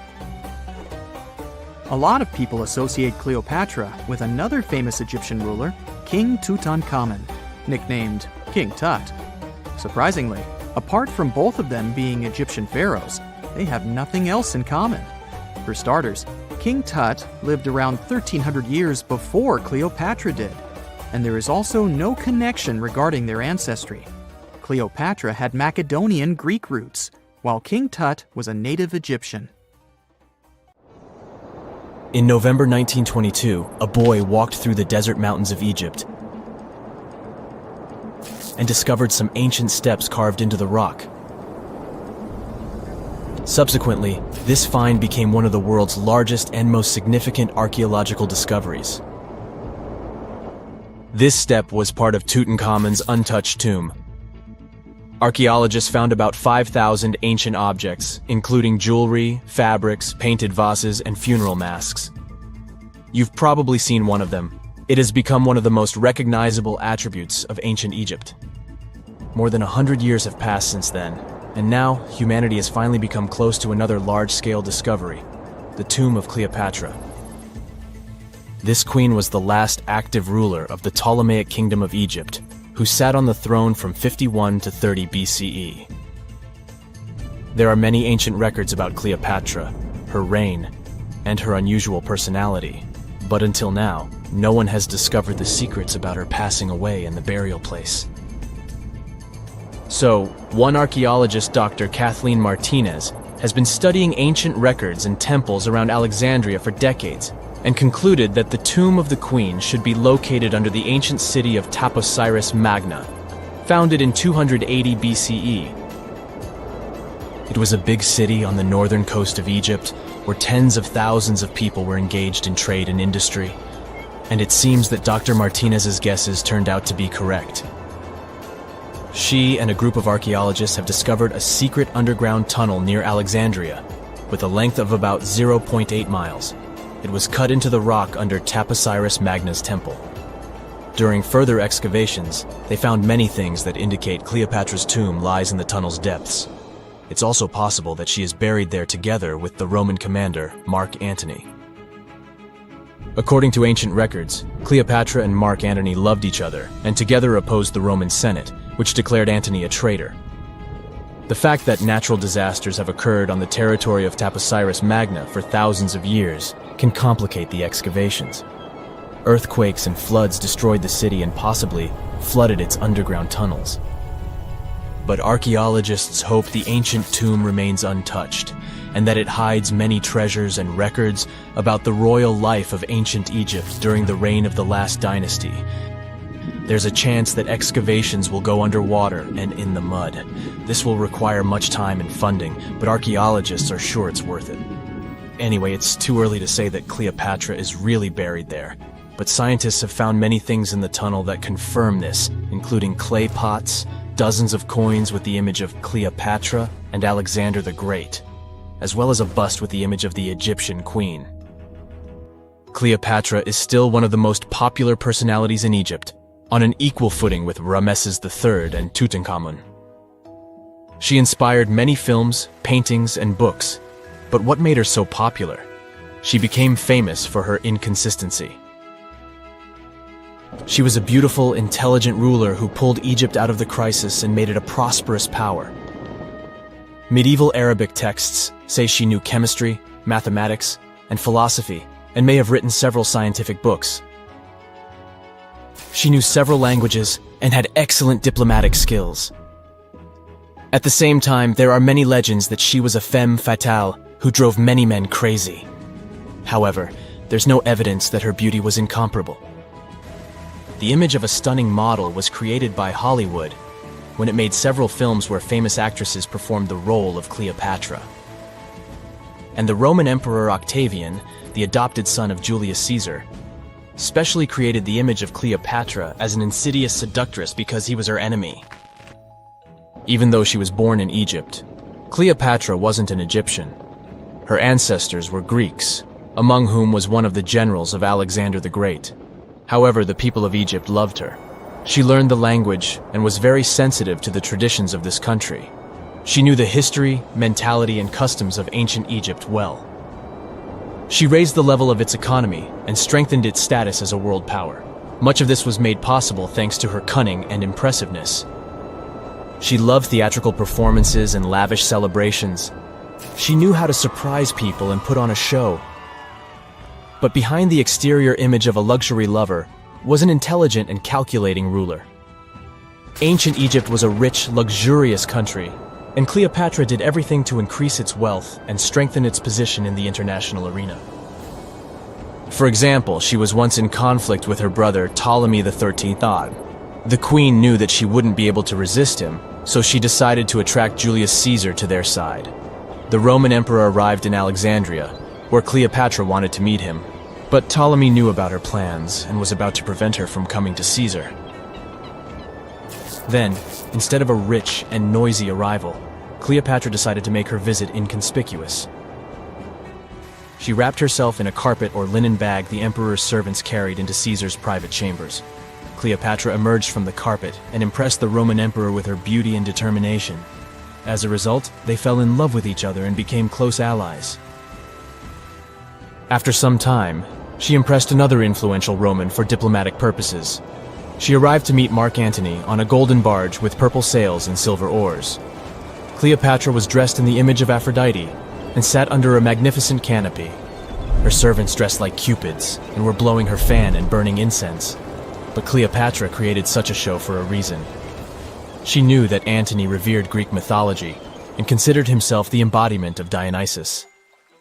As a result, he was so impressed with this woman that he ended up marrying her. Cleopatra defended her crown, strengthened her alliance with Rome, and bore Antony 3 children. In Egypt, they threw big parties and enjoyed wealth with power. However, the relationship of a high-ranking official with the Egyptian queen caused a scandal in Rome. Octavian was Antony's primary opponent in the struggle for power, so he exploited the situation to darken the competitor's reputation. He used propaganda to make Cleopatra an insidious seductress in the eyes of Roman citizens. He accused Antony of succumbing to her charms. The Roman Senate supported Octavian and declared Cleopatra an enemy. In 33 BCE, this conflict reached a high point when Antony's navy clashed with Octavian's fleet. The latter won and forced his enemy to flee to Egypt with Cleopatra. According to some records, they took refuge near Alexandria. Pursued by the Romans, they hid in one of Cleopatra's palaces and met their end. Some legends say that Cleopatra was an expert in poisons. She provoked a venomous snake, a viper or an Egyptian cobra, to bite her. Also, according to another legend, she pricked herself with a poisonous needle. There's a theory that Cleopatra always carried an ampule with poison inside her hairbrush. And when she was cornered, she soaked the needle with this poison and pricked herself. None of this can be said for sure. Scientists are still trying to find out the truth. Perhaps when they reach Cleopatra's tomb, the world will get more answers about her tragic fate. She is considered the last ruler of Egypt. After her passing, Octavian plundered her palaces and temples and returned to Rome, where he became the main emperor. He successfully ruled the country and expanded its borders. His reign ended when he turned 75. World history would have looked different if Cleopatra and Mark Antony hadn't lost that naval battle. By the way, did you know that more time has passed between Cleopatra's reign and Neil Armstrong's flight to the moon than between the reign of the Egyptian queen and the construction of the Great Pyramid of Giza? Armstrong took a step on the Earth satellite in 1969, 38 years after the birth of Cleopatra. And the construction of the pyramid took place in 2560 BCE. Imagine how long the history of ancient Egypt is. Cleopatra is closer to us in time than to the pyramids.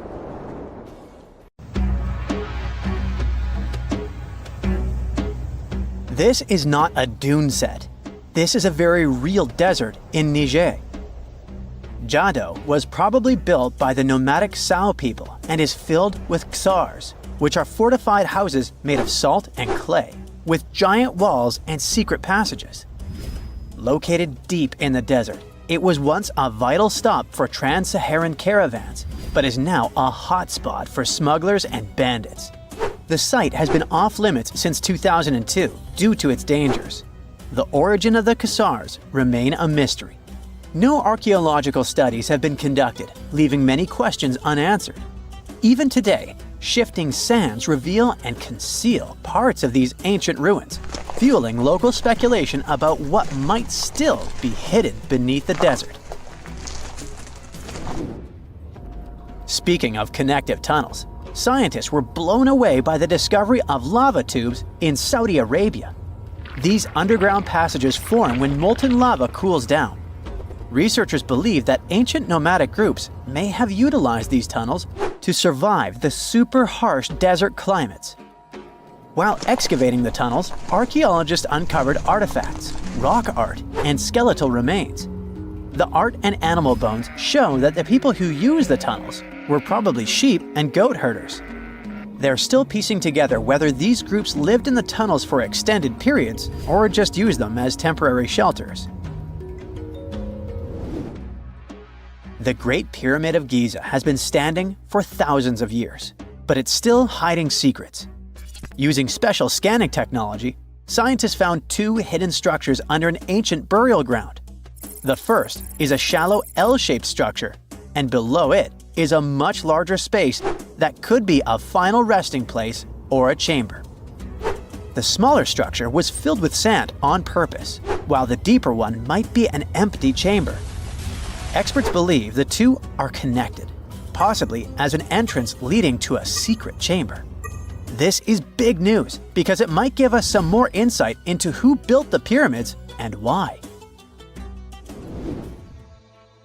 The world is full of ancient writing, but some messages refuse to give up their secrets, like the mystery of the Bash Plemi tablet.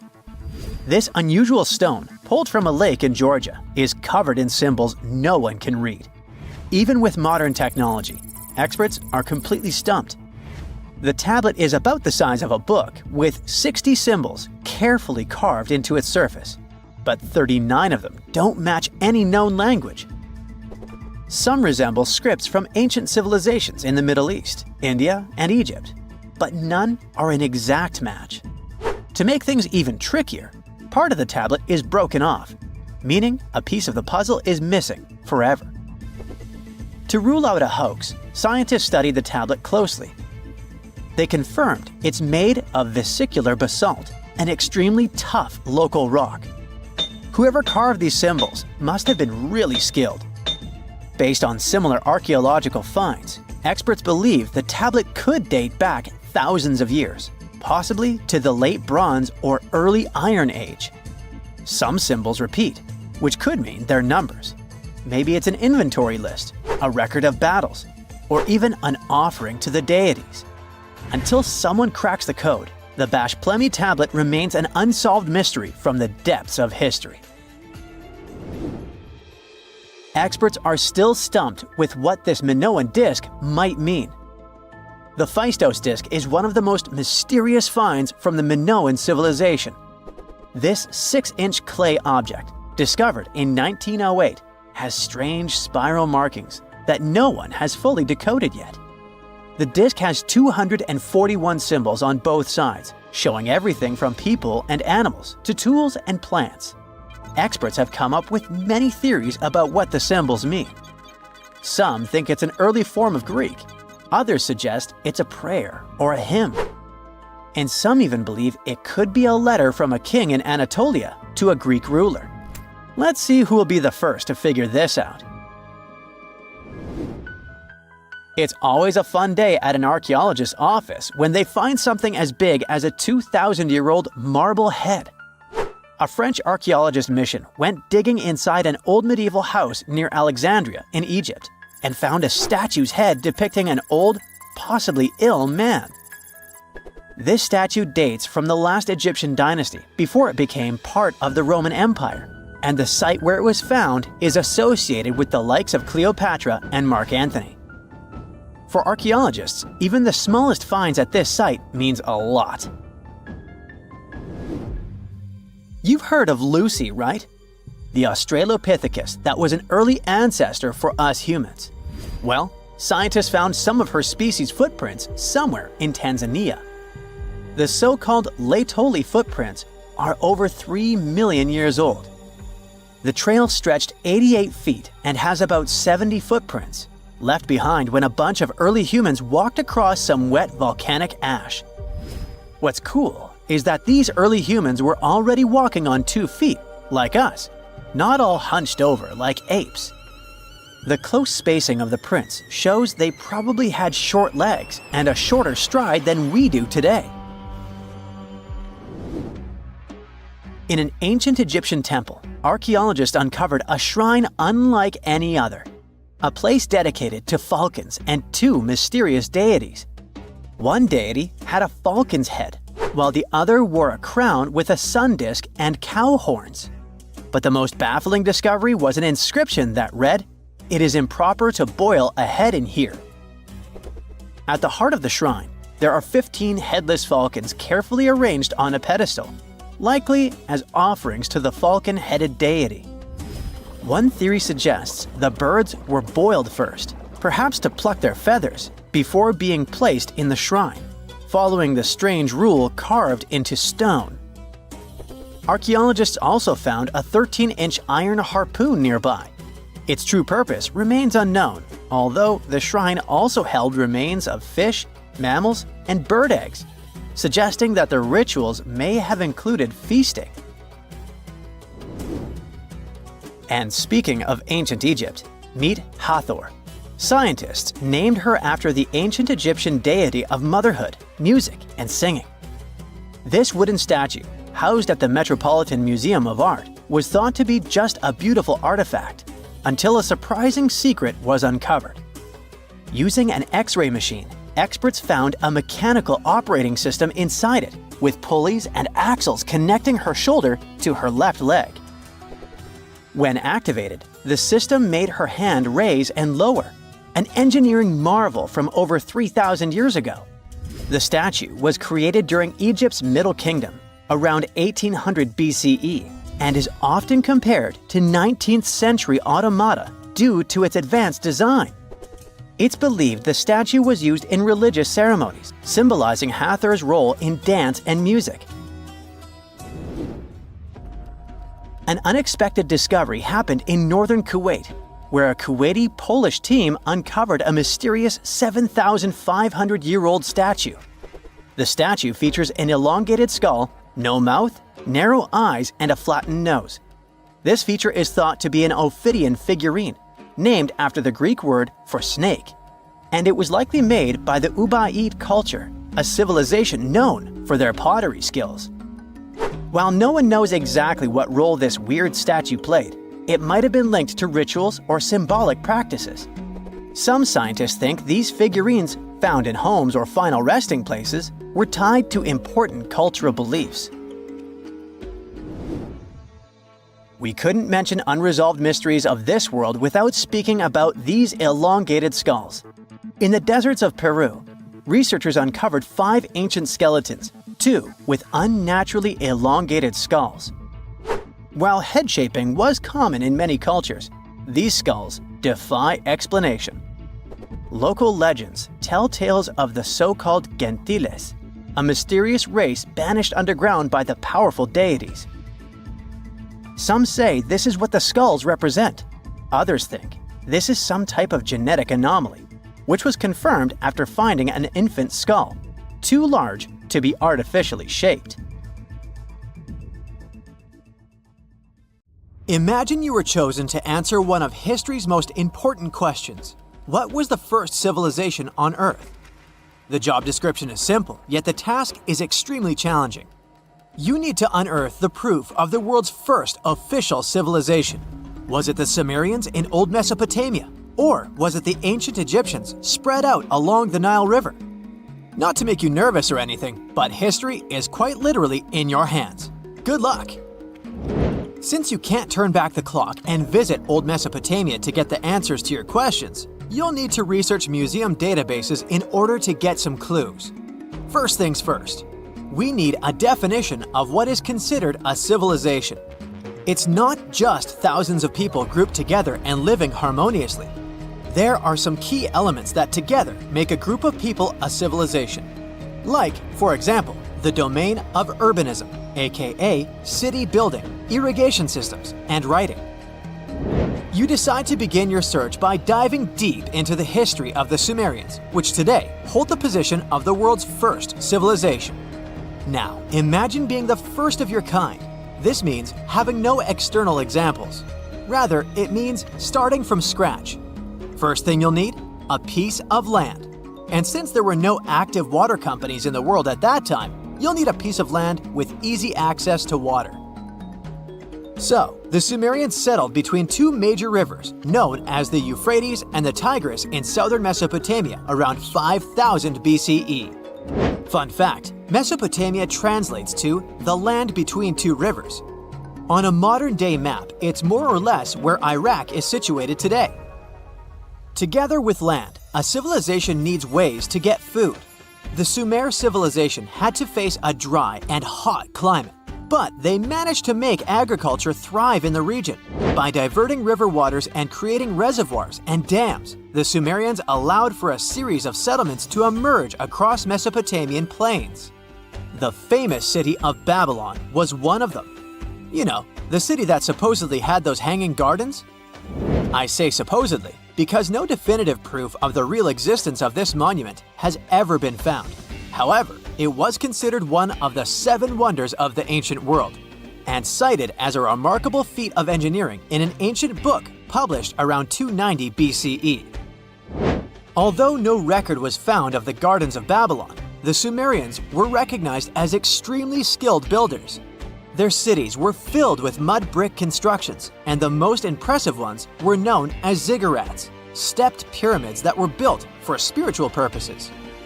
The Sumerians built a trade network to supplement scarce resources and started to exchange goods with civilizations rising nearby, like Anatolia and Egypt. The beginning of trade was what drove the Sumerians to develop what is believed to be the world's first writing system. It began as a simple system, likely dating back to 3400 BCE. In this system, each syllable was represented with a drawing. Later, it gradually evolved into a fully formed cursive writing system. Don't believe me? Take a look at this piece from the Babylonian times. This huge basalt plaque is called the Hammurabi Code. It's known to be humanity's first collection of written laws. As far as the story goes, it was carved in volcanic stone around year 1760 BCE. Look at the precision of these carvings. It's quite astonishing. But the content is also surprising, since these 282 rules vary from commercial regulations to strict laws of justice. The thing is, historians don't have a consensus on whether the Sumerians were really the first ones to invent writing. Some think it might have been old Egyptians. Let's pause here. Ancient Egyptian settlements are believed to have started around the year 5500 BCE, which is earlier than the Sumer civilization. But remember I said a civilization needed a few things before it was considered as such. Ancient Egypt consisted of several smaller city-states, such as Memphis, Abydos, and Thebes, spreading out along the Nile River. It wasn't until 3000 BCE that Egypt was unified under one kingdom and lasted as an empire until nearly 1000 BCE. Although there is no consensus on this, some Egypt experts believed that it could have been Sumerian immigrants that founded early Egyptian settlements. The proof could be the presence of cylinder seals made of hard stone, something that was widely used in Sumer. These seals were used to guarantee authenticity in legal transactions, but it's hard to say whether this method was introduced by Sumerian immigrants or simply by trade. Since the time period is not one of the criteria we can use to determine who came first, we'll have to turn to something else. But what? Like the Sumerians, the Egyptians were also highly skilled builders. Duh, they built the famous Giza pyramids and many others all over their territory. In order to enhance their building techniques, they delved into developing a more profound understanding of mathematics. They developed a new form of measurement called the cubit, which was the equivalent of an arm's length. The Great Pyramid, for instance, is 440 cubits per 440 cubits. They were also innovative astronomers, combining their mathematical skills with attentive astronomical observation.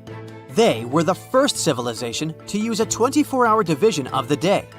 And they even created a solar calendar, which was the first dating system in history to feature 365 days in 1 year. Okay, it's undeniable how impressive they were. But some experts say that the dispute has to be settled through the comparison of their writing systems. Hieroglyphic writing, the first Egyptian style of writing, is said to date back to 3000 BCE. It was a composition of over 700 symbols, which were carved in stone. For a long time, researchers believed that the Sumerian writing had come before Egyptian, but in a recent discovery made by Yale researchers claims otherwise. Archaeologists have discovered a panel of 4 signs that are believed to have been written around 3250 BCE. Oh, and they've also found another rock drawing depicting a pregnant elephant that can date back to 4000 BCE. Now, there's also a third possibility that fewer people seem to mention: the Indus Valley Civilization, also known as Ancient India, located around the area of modern-day Pakistan and India. The Indus Valley Civilization is also a contender for the oldest civilization due to the uncertain historical origins of the Hindu collection of texts known as the Upanishads. The Indus Valley Civilization flourished around 3000 BCE, but records show that people in the Indus Valley were trading with Mesopotamians as early as 3500 BCE. Now, wait a minute. How is it possible? No, they weren't time travelers. This isn't a sci-fi movie. There already were agricultural settlements in the area that were slowly growing into bigger cities, such as Harappa and Mohenjo-Daro. Ancient Indian cities were sophisticated, filled with baked brick homes built in a grid system. These ancient cities even had draining and sewage systems that connected most homes and used gravity to carry waste outside of the city. They were pretty advanced. They were also an extremely religious civilization, and Hindu beliefs were at the center of their practices. Despite that, their cities weren't filled with spiritual buildings. Actually, Mohenjo-Daro's most important building was a public bath. Interesting, huh? Now, why can't we know if they were the oldest civilization on Earth? Even if some historians suspect that the origins of the Indus Valley people can be traced back to 5000 BCE, there is no concrete evidence of this, only speculation. The best proof we have is the Upanishads. The Upanishads are texts filled with philosophy, mantras, and ceremonies. The thing is, part of Hindu practices included memorizing and passing down the wisdom of the Upanishads in oral form. So it took a while before it appeared as a written script. Well, I'd say historians aren't really sure what was the world's first civilization. We can only guess at this point, but who knows what new discoveries might reveal. X-rays are a type of invisible radiation that can pass through our bodies and objects. They're very important in the field of medicine because they allow doctors to see inside our bodies without having to perform surgery. Now, let's dive into how X-rays work. They're a kind of electromagnetic radiation, just like light or radio waves. However, they have much higher energy than light, which makes them able to go through objects that light cannot. Imagine you have a powerful flashlight. If you try to shine it through a wall, the light won't go through because the wall is too thick. But these rays have enough energy to go through walls and even our bodies. The discovery of X-rays happened by accident in the late 19th century. A scientist was experimenting with cathode rays, which are a type of radiation. He was working in his lab and noticed that a nearby fluorescent screen started to glow, even though it was not directly exposed to the cathode rays. He realized that something invisible was causing the fluorescence, and he named it X-ray, because X is the mathematical symbol for something unknown. He continued experimenting with such rays and discovered that they could pass through many objects, like flesh and bones, but not through denser materials like metal. He also found that X-rays could create images on photographic plates, just like a camera takes pictures. The way this works is quite fascinating. Imagine you're standing in front of a bright light and you hold your hand in front of your face. Your hand blocks the light and you can't see through it. But if you place a sheet of tissue paper in front of your hand, some light will pass through, and you'll be able to see the outline of your hand. X-rays work in a similar way. When a doctor wants to take an X-ray of a part of your body, they will ask you to stand or lie down next to a machine. This device has a special plate that can capture the image.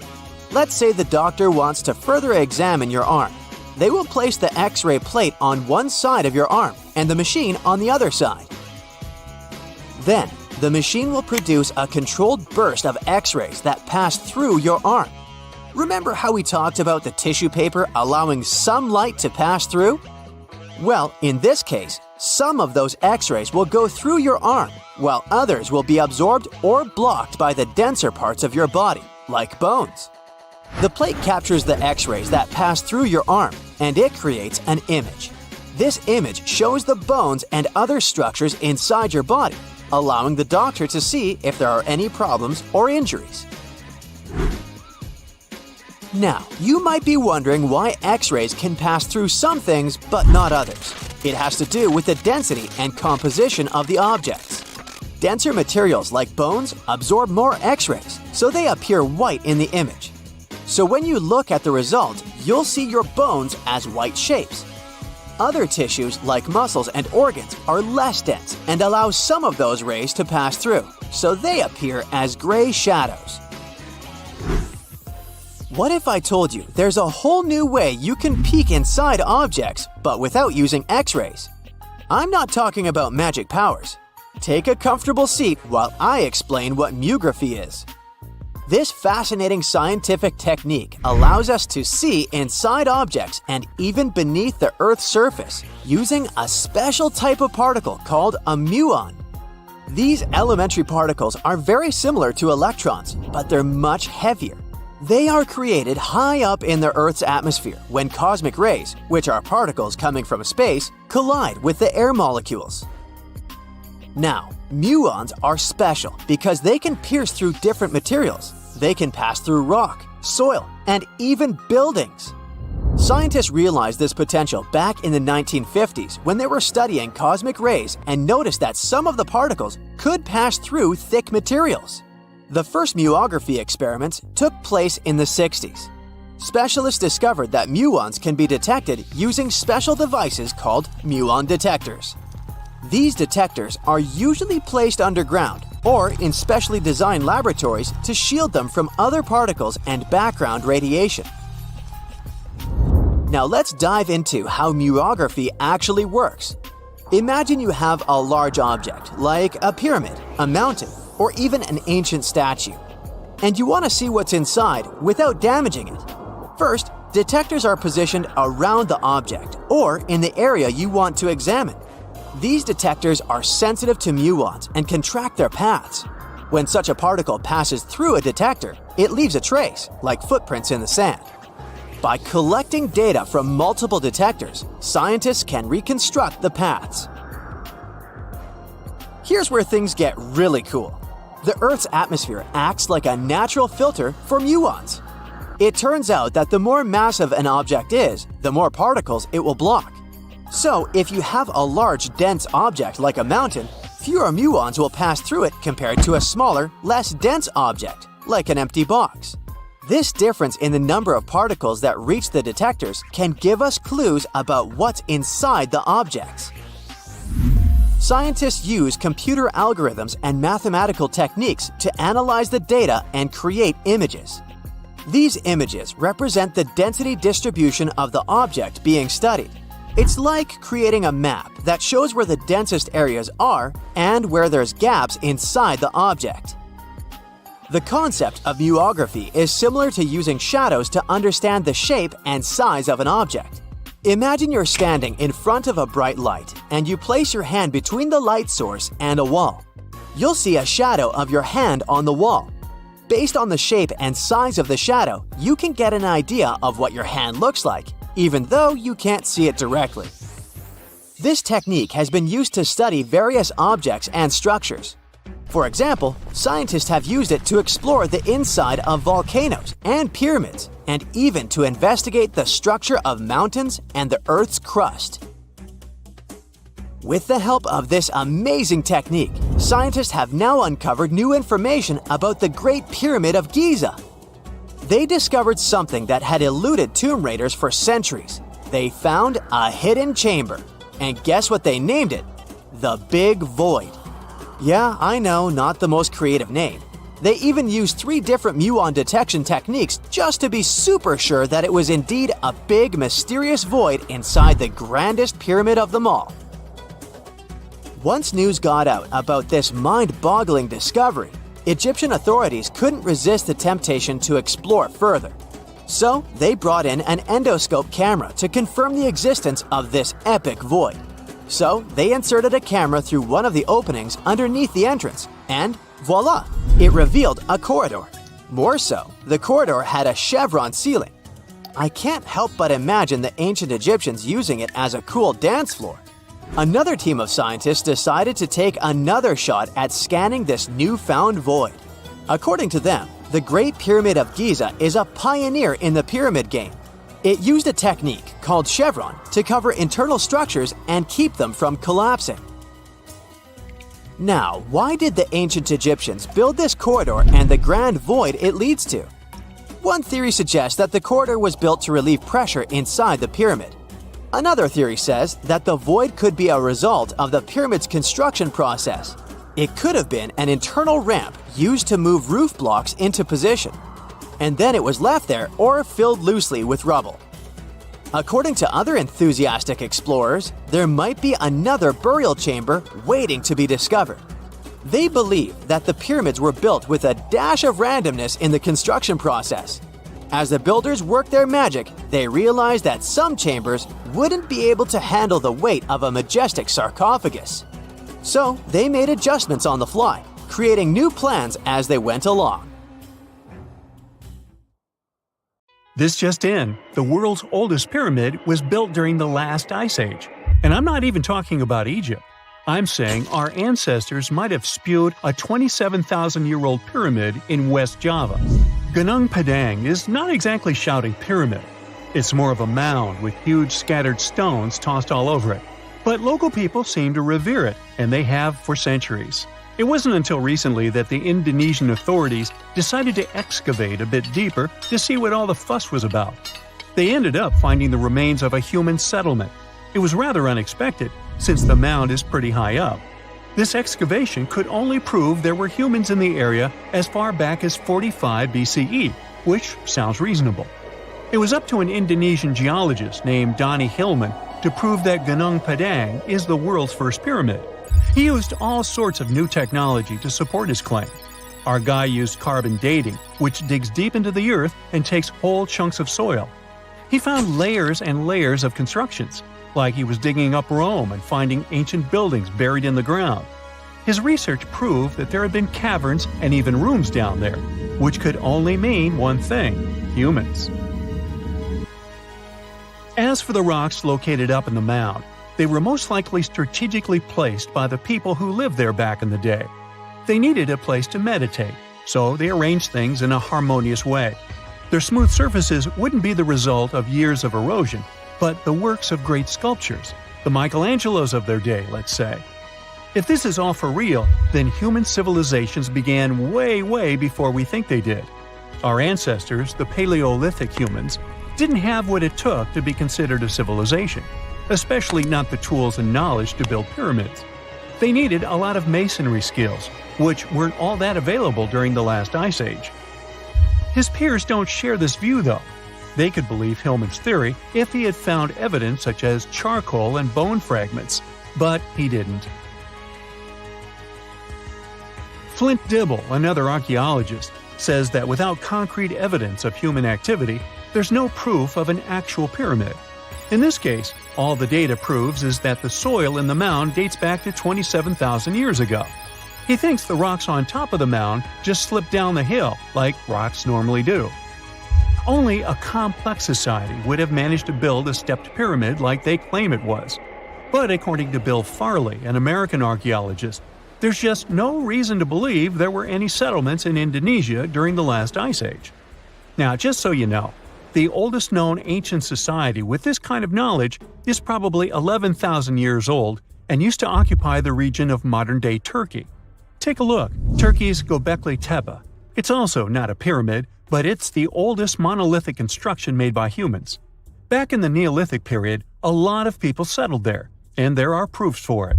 For example, the walls there are covered in ancient drawings of clothing and wild animals. Until recently, the title of the world's oldest pyramid went to a three-sided construction known as the Djoser Pyramid in Egypt. Djoser is located just a few miles south of the Giza complex in a town called Saqqara. It made its way to popular culture more than once. In the 18th century, it became a common feature in European paintings. Young men from the cultural elite did a grand tour around the world, and Saqqara was at the top of their list. It was also featured in the video game Assassin's Creed, with a digital representation way more accurate than many historical drawings of the thing. That was kind of a big deal in ancient Egypt, to build pyramids for kings to spend their afterlives. And if you thought the Khufu pyramid was the oldest one in the world, well, Djoser was built 70 years ahead of that time. The development of new technology has allowed archaeologists to make groundbreaking discoveries, and a new, or should I say ancient pyramid in South America might win the title in dispute.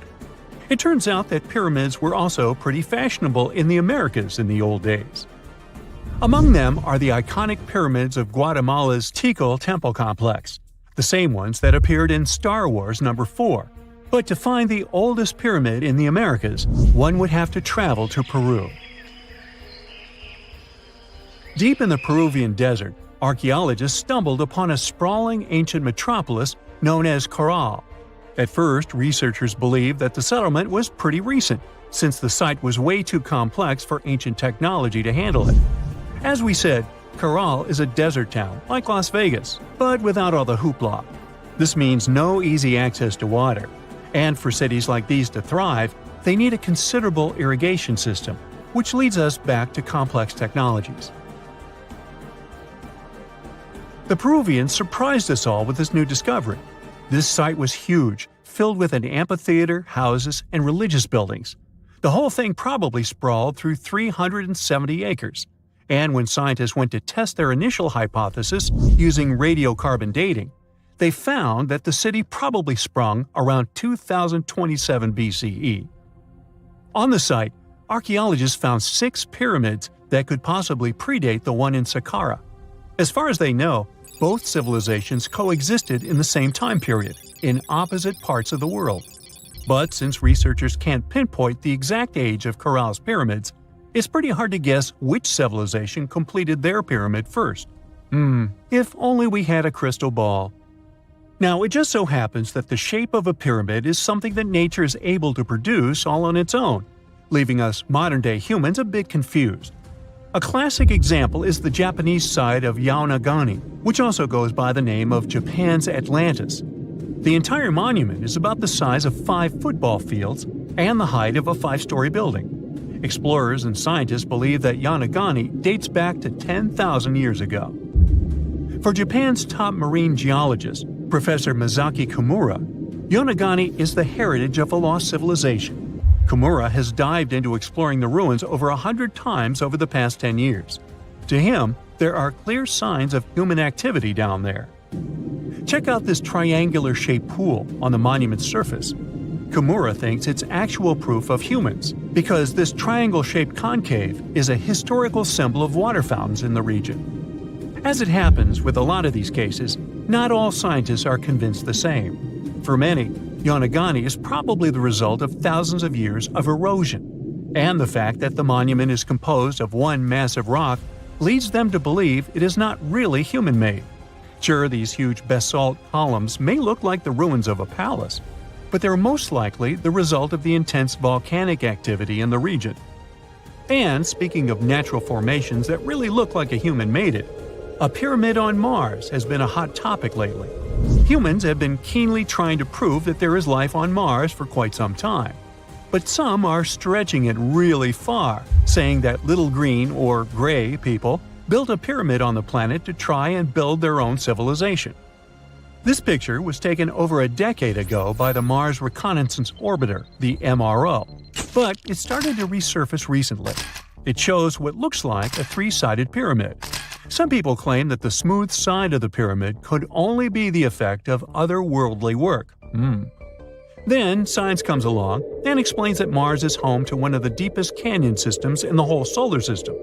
The so-called pyramid is located in what is known as the Kandor-Chasma region. This Martian region has a bunch of similar formations that are nothing more than the result of erosion. Nothing supernatural going on there, apparently. If someone finally invents time travel and you hop on a trip to the past, you won't recognize many of the things you know and love today. The Statue of Liberty and the Egyptian pyramids, some basic gadgets like the remote control and your laptop, and even the corn you have for lunch have all changed beyond recognition. When the pyramids were originally built in ancient Egypt and Giza and other places, they didn't look sandy brown at all. All of them were covered with white limestone. If you had seen them under the hot African sun, you'd have to look away. That's how smooth and shiny they were. Builders used around 6 million tons of this material for the Great Pyramid of Giza alone. It's the largest one you can still see on your trip to Egypt. The local rules were quite a thrifty crowd, and they reused some of the casing stones for other construction projects. A massive earthquake in the 14th century has also loosened some of the stones, so you won't see a lot of limestone, but some of it is still there, on top of the Pyramid of Khafre in Giza. It looks like it has a second peak on top of the first. In ancient times, all pyramids used to have capstones called pyramidions, covered in a mix of gold and silver. Most of them have been lost over the centuries, but you can still see a few of them at museums. They show images of Egyptian deities. The pyramids were probably modeled after a sacred pointed stone, the benben. It represented the rays of the sun. Now, lifting heavy rocks wasn't so simple without the tech we have today. I guess you'll agree with me if you helped your friends move at least once, and they made you carry the couch. But those smart Egyptians of the past thought of that and chose the pyramid shape. It lets the weight distribute evenly throughout the whole thing. The Statue of Liberty has also had a major makeover since it was first unveiled in 1886. Believe it or not, it used to be a shiny brown color, just like a penny. 20 years later, it changed its color to green. It wasn't a fashion statement, but a chemical reaction. The statue is covered with hundreds of thin copper sheets. When copper reacts with air, it naturally forms a protective layer called verdigris. This layer protects what's under it from corrosion, and that's why statues and other things made of copper, brass, and bronze can last so long. When Lady Liberty first turned green, people in authority decided it would be a good idea to paint it all over. It was way before social media, so you couldn't just drop an angry comment under the post describing the idea. But they wrote about it in the local newspapers, and the public didn't love the idea. Then the Times interviewed a copper and bronze manufacturer, and he confirmed they shouldn't repaint it, because removing the protective layer would mean destroying the statue. Over the years, people have suggested painting Lady Liberty several times, but no one has ever done it. I don't know about you, but I can't imagine that lady in any other color, so I guess it's for the better. You love bananas as much as I do? Next time you enjoy a juicy soft one, remember you gotta thank selective breeding for that texture. The original wild bananas had many large, hard seeds and not so much delicious pulp. And hey, who doesn't like a sugary watermelon? It has a history of over 5,000 years, and it used to have bitter, yellowish white flesh and was really tricky to open. Selective breeding saved the day again, and watermelons got way sweeter. Japanese scientists went further and invented the seedless version. Corn's grandmother is a Mexican grass called teosinte. The kernels in this grass were small and hard to get. Farmers from many thousands of years ago saved the seeds only of those plants that were larger or tastier, or with kernels that were easier to grind. Thanks, my friends, for giving us the corn that's edible and even delicious. And just imagine, wild avocados were so small that they could easily fit in the palm of your hand. The pit in them was so large you wouldn't find much edible material inside. They also had a much harder shell than the ones we're used to. You probably wouldn't get a lot of work done without your beloved computer today, but I can't tell you exactly whom to thank for this invention. The ABC from 1942 is one of the contendants for the title of the first computer. It's short for the Atanasoff Berry computer, named after its inventors at Iowa State University. The ABC weighed over 700 pounds. Yep, yours must be way lighter than that. That big boy consisted of around 300 vacuum tubes and had a rotating drum, a little bigger than a paint can, and had small capacitors on it. A capacitor is a gadget that can store an electric charge, like a battery. The ABC could solve problems with up to 29 different variables to help scientists save some time. Like modern computers, it used binary digits, ones and zeros, to represent all numbers and data. Because of that, it was possible to do the calculations electronically. And now, my favorite part, the ABC finished one operation about every 15 seconds. Just for you to compare, it's millions of operations per second now. Unlike the tech we use today, the ABC did not have a changeable stored program, so the program could only do a single task at a time. An operator had to write down the intermediate answer and then dial that back into the computer. Sounds like another reason to be happy we live in the 21st century. That remote control you use for all sorts of appliances has gone a long way too. Nikola Tesla, who gave us alternating current, designed one of the first wireless remote controls back in 1898. He named his invention teleautomation and demonstrated it on a miniature boat controlled by radio waves. The boat had a little metal antenna attached to it. Tesla sent signals to the boat using a box with a lever and a telegraph key, which was his version of a remote control. Those signals set electrical contacts on the boat into motion and moved the rudder and the propeller, and Tesla was controlling the boat. The concept of the remote control soon spread to other gadgets. The first television remote control followed in 1950. It was designed by the Zenith Radio Corporation called LazyBone. Don't take it personally, please. This LazyBone had a massive cable that was attached to the TV set, and those who tried it didn't fall in love with the invention because they tripped over that cord. I feel your pain, my friends. If you live or work on one of the top floors, you gotta love this one. Meet the first passenger elevator. It traveled at the speed of 40 feet per minute. Not the fastest, I know, compared to today's record, which is 40 feet per second. But hey, it was built back in 1857 in New York and was more of a tourist attraction than a necessity. The elevator had a steam engine hidden in the basement of a 5-story building. 3 years later, they shut it down because the public didn't appreciate it. Otis Tufts filed the first patent for a vertical railway around the same time.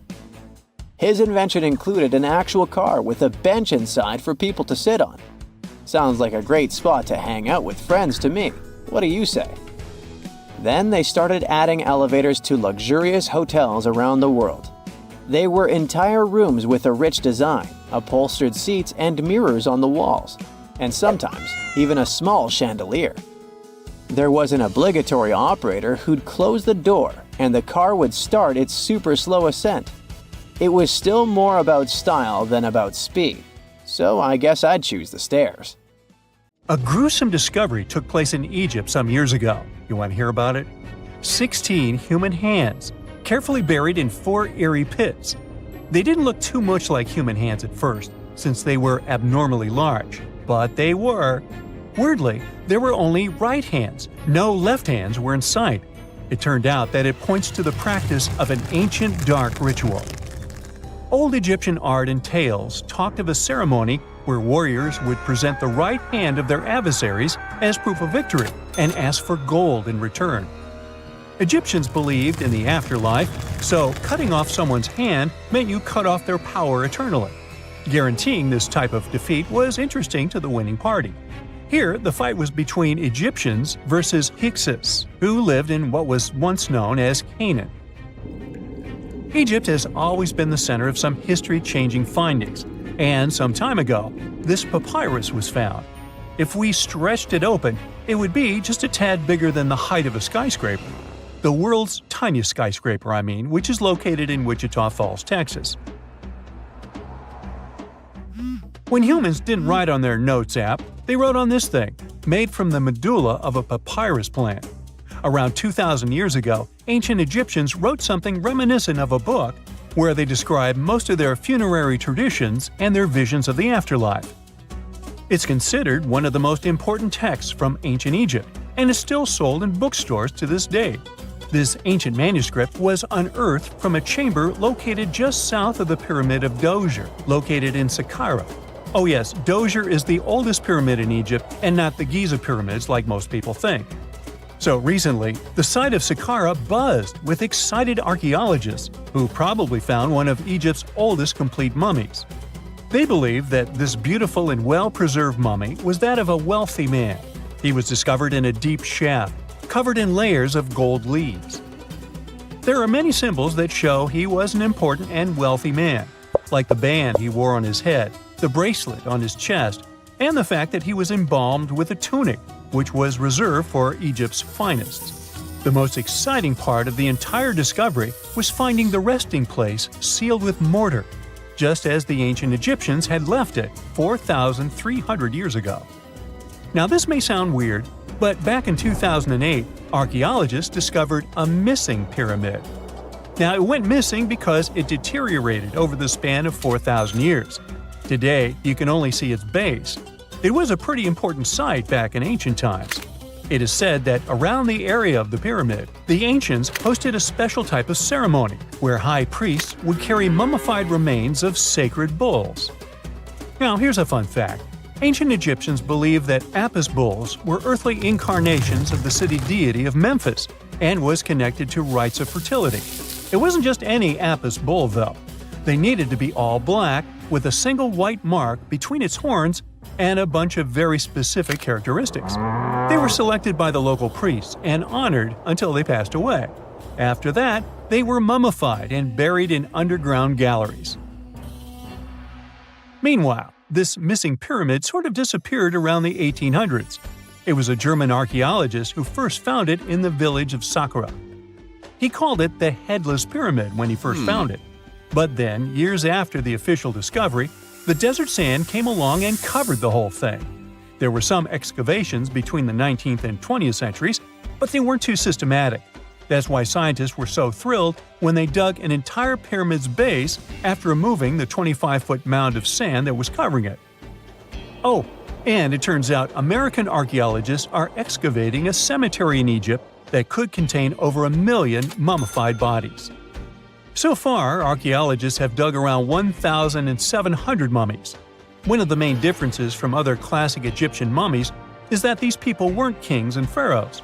They were commoners that most likely lived about 1,500 years ago, when Egypt was controlled by the Roman and Byzantine empires. The name of the cemetery is cool, though, the Way of the Water Buffalo, just in case you want to check it out on your next trip. Other than bulls and buffaloes, ancient Egyptians also liked baboons. Are you seeing a pattern here? In the beginning of the 20th century, archaeologists discovered a site filled with mummified baboons in a place called, guess what? The Valley of Monkeys. An animal wouldn't have been mummified if it wasn't considered important. Certain animals were more important than others, since they were linked to specific deities. Jackals were connected to Anubis, the ancient god of the afterlife, and cats were likened to the female deity Bastet. Baboons were a pretty big deal, since they were believed to be connected to Thoth, the deity of wisdom and advisor to Ra, one of Egypt's supreme deities. The archaeologists who studied these animals weren't too happy. They think these baboons were kept inside and were deprived of sunlight for most of their lives. They had extreme vitamin D deficiencies and they were poorly fed. Maybe Thoth got angry with these baboon keepers. Just a guess. Since there's never a boring day for archaeologists in Egypt, they also found human mummies with golden tongues. Since Egyptians were all about the afterlife, they believed that golden tongues might help a person speak once they pass to the other side. I mean, it's a long shot, but hey, why not? Some of these mummies were placed in wooden coffins with goods, such as necklaces, pottery, golden artifacts in the shape of lotus flowers and scarab beetles, and iPhones. Just kidding. A new temple was also unearthed recently in Egypt. Scientists believe it was dedicated to honor Zeus Cassios. That deity would be a cross between Zeus, the almighty Greek deity of the sky, and Mount Cassios. While digging around the Sinai Peninsula in Egypt, archaeologists spotted 2 pink granite columns poking out of the ground, and bingo. They believe these columns represented the temple's front gate and collapsed during an earthquake many years ago. And speaking of deities, there weren't only super serious deities. Recently, scientists unearthed a golden ring in a city south of Cairo. No, Frodo, it's not magical. It was a normal gold ring, but it had the depiction of the deity of fun, officially named Bes. This deity is often described in sacred texts as a happy chubby dwarf. Today, many tattoos we get are sorta deprived of any sense and are made of aesthetic purposes only. In ancient Egypt, though, women would get tattoos as a token of protection for childbirth. That's what scientists think, at least. Around the Nile region, scientists found some mummies that had well-preserved tattoos, which is a rarity since the skin deteriorates so easily. 2 of these women tattooed their lower backs, and the drawings were simple. They were mostly pictures, including that same chubby dwarf we just talked about, Bes. He also had a side hustle as the protector of women during childbirth. Now, would you believe me if I told you ancient Egyptians invented robots? No? Well, that's because that's not entirely true. Sure, they were astronomers, mathematicians, and engineers, and somehow they also squeezed an eccentric invention into that package: an automated deity some scientists called Hathor. This wooden statue had been in the Metropolitan Museum of Art for years before someone noticed its secret. With the help of an X-ray machine, specialists discovered a mechanical operating system inside it. The pulley-like axis goes from the statue's shoulder to her left leg. When the system rotates, the statue raises and lowers her hand. Hey, pick me! Pick me! I got my hand up here. Egyptologists have been digging around every inch of the Great Pyramid for ages. Yet somehow, they overlooked this stunning pink granite bathtub buried a few miles next to it. And here's the deal. This mysterious oval tube lying next to the Khufu pyramid for years may provide evidence that the Egyptians built the pyramids not only for monumental purposes, but also to generate electricity, experimenting with it long before Alessandro Volta and Thomas Edison. The Giza Plateau is famous for its 3 pyramids, Khufu, Khafre, and Menkaure. But there are also 2 smaller foundations next to them: the unfinished North Pyramid of Zayat el-Aryan and the Layer Pyramid. Some researchers say these buildings were never finished, while others think they were destroyed for more mysterious reasons.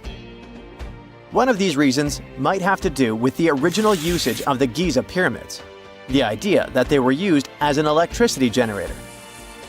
To connect these dots, we need to go back to the beginning of the 20th century. That's when an Italian architect and Egyptologist named Alessandro Barsanti decided to examine the Zayat el-Aryan pyramid. Near the site, he noticed something unusual: scattered granite fragments.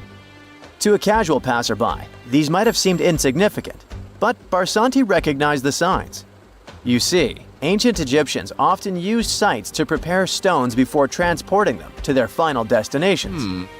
The fact that there was granite on the ground intrigued him.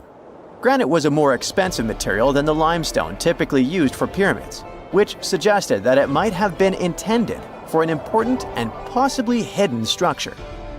At a depth of 68 feet, they encountered a huge pink granite block. He kept going with the excavations, and they revealed ancient inscriptions carved into the stones. They sent the drawing to experts, but no one could decipher what they meant. Were they instruction sets to something? That's when Barsanti made his biggest discovery. he found an oval-shaped vat carved from pink granite and polished to a mirror-like finish. The thing is, the vat had been carefully sealed. When they opened it, they found a thin black residue along the walls. I'm thinking something in the lines of a black oily substance. This discovery raised many questions for him. It didn't make sense to him that ancient Egyptians would go above and beyond to seal and protect this strange vat. By 1911, Barsanti had to abandon his effort to figure out what was the deal with that mysterious pit. But his findings intrigued researchers all over the world, and they've got their own opinions about it. One of these modern theories suggests that the other pyramids could have been used as a part of a bigger whole.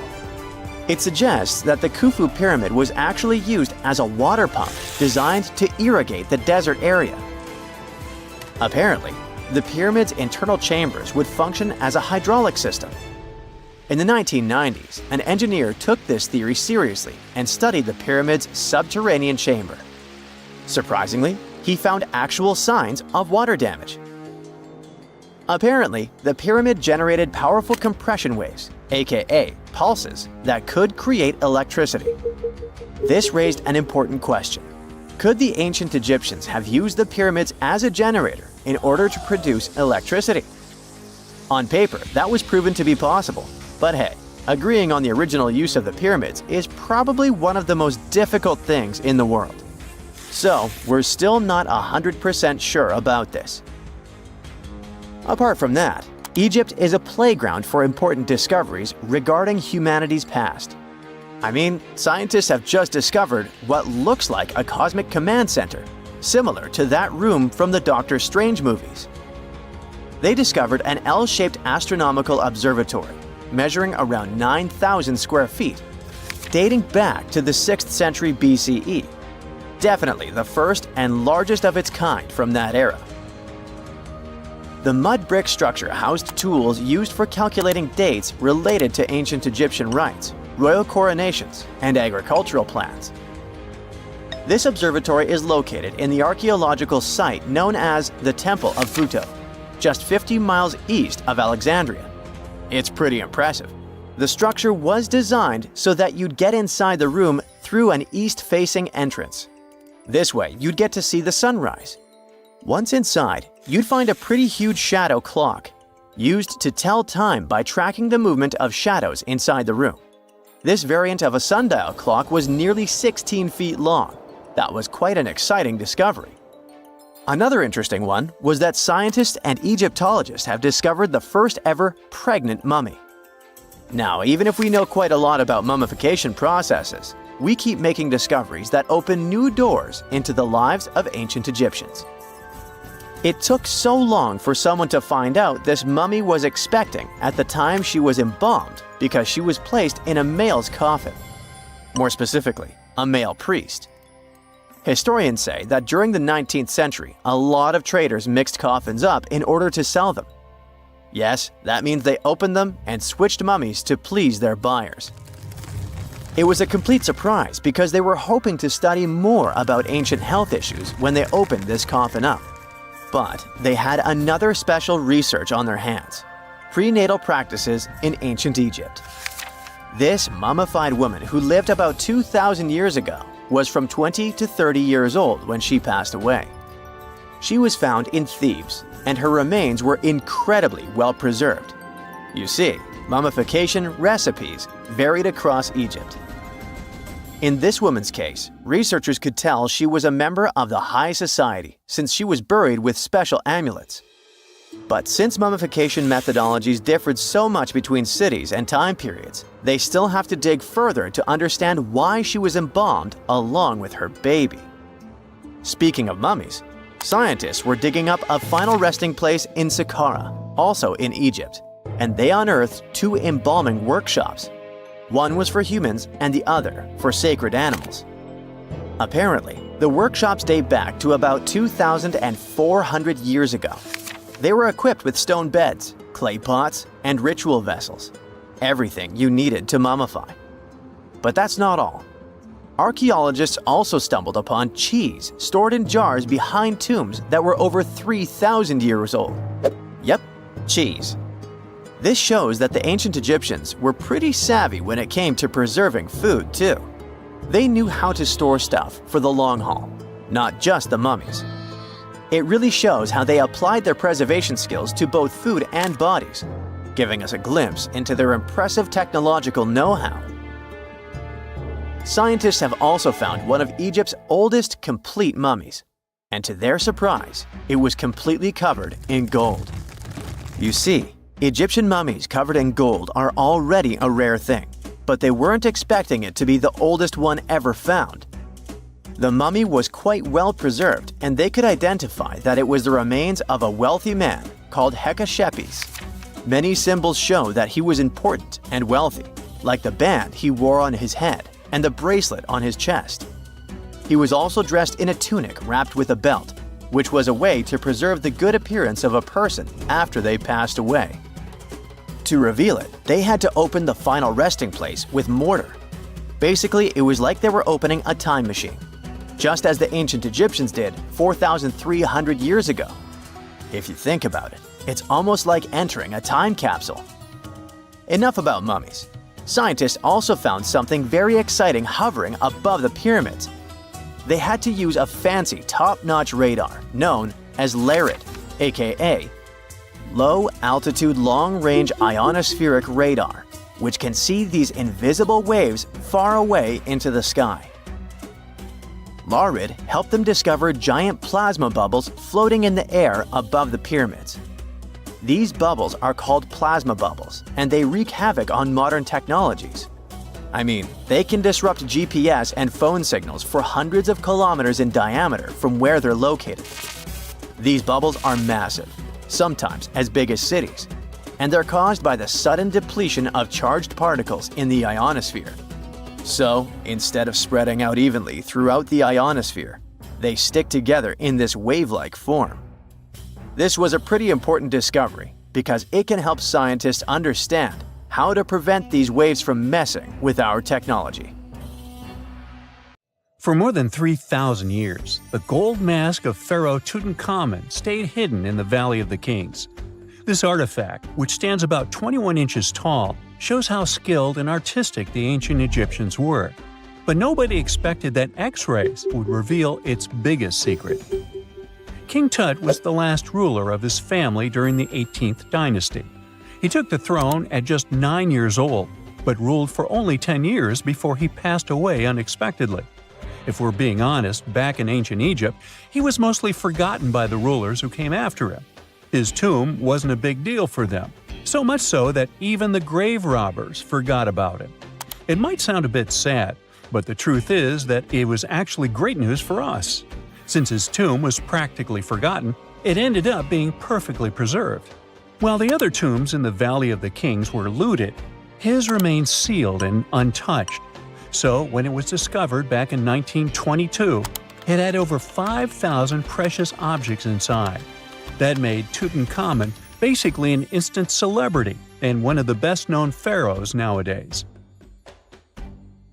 Among the treasures was the most stunning piece, his golden mask. This mask is said to be an exact image of the king's face, or at least it was supposed to be, but we'll get to that later.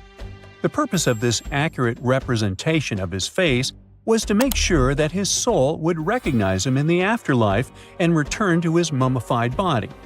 In ancient Egyptian beliefs, this would allow him to continue living in the afterlife.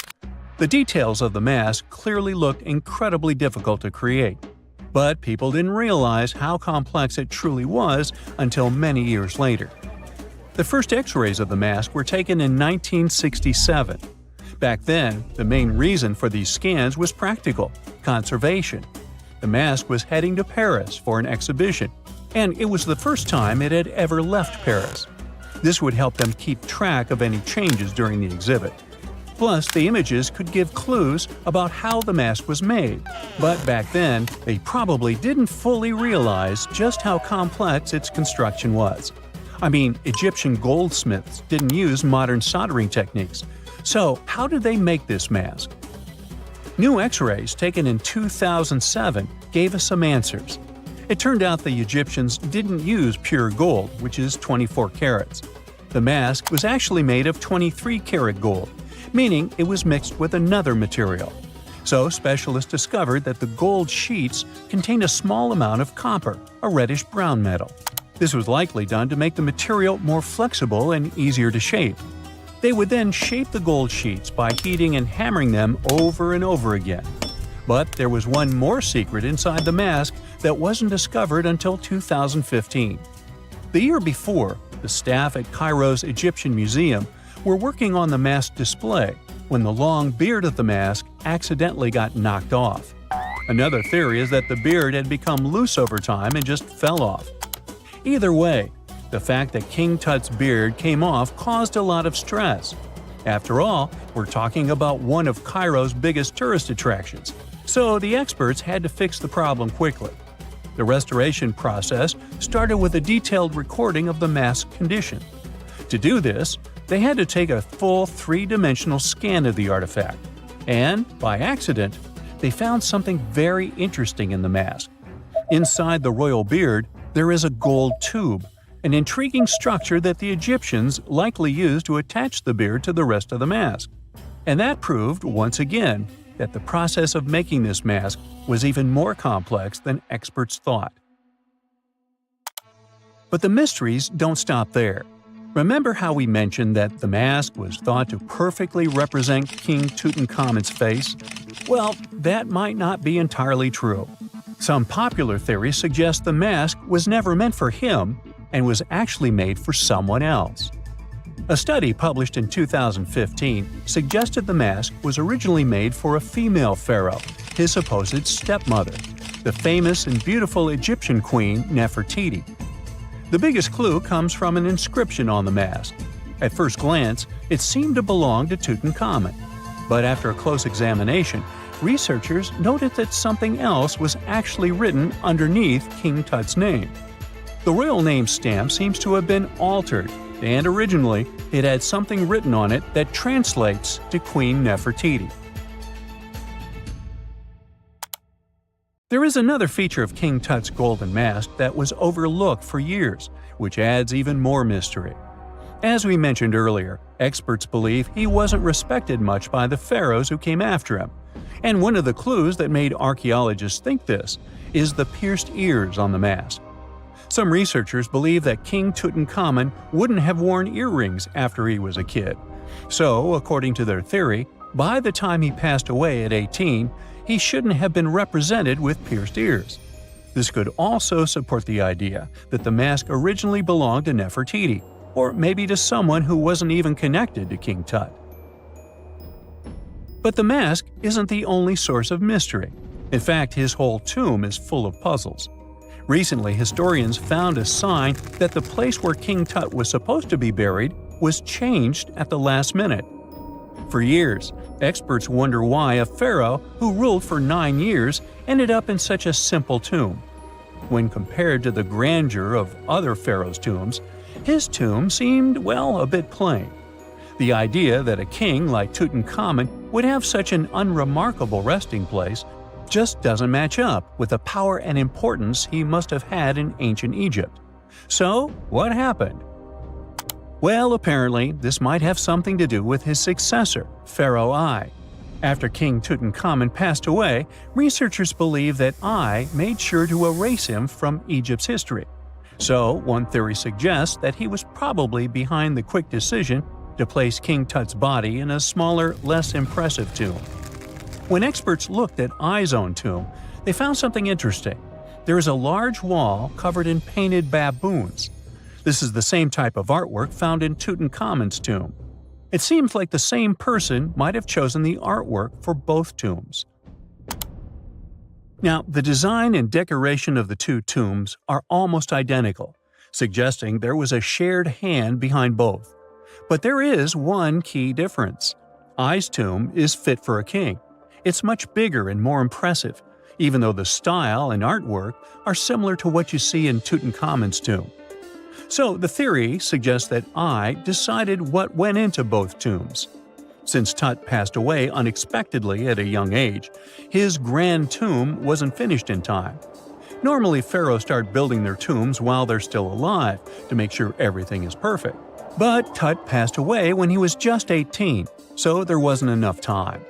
I may have taken advantage of the situation, ordering a smaller tomb for Tut and keeping a larger one for himself. Experts believe this theory explains why Tutankhamun's tomb is so simple and how I managed to wipe his memory from history so easily. But in the end, the story of King Tut's mask and tomb is full of mystery and intrigue. Each new discovery sheds more light on what really happened all those years ago.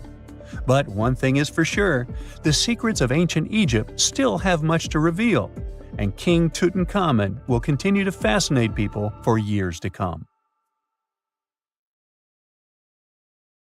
If there's a question that still baffles archaeologists to this day, it's this one. How did the ancient Egyptians build those magnificent pyramids? As far as we know today, their resources were quite limited, especially in terms of tools and building materials. We still don't have a fully satisfying answer, but hey, we've got some pretty amazing theories worth considering. The leading contender among these theories involves the clever Egyptians employing a sneaky strategy. Now picture this. They constructed a slanted and curving mound made of bricks, earth, and sand encircling the pyramid to be. As the pyramid grew taller and taller, they simply increased the height and length of this wacky structure. It's like they were playing an ancient game of Jenga.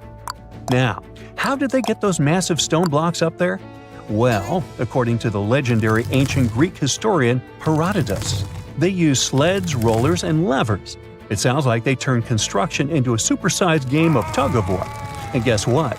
Herodotus also claimed that the Great Pyramid, the one from Giza, the granddaddy of them all, took a whopping 20 years to build. There's more. Herodotus also dropped a mind-boggling number on us.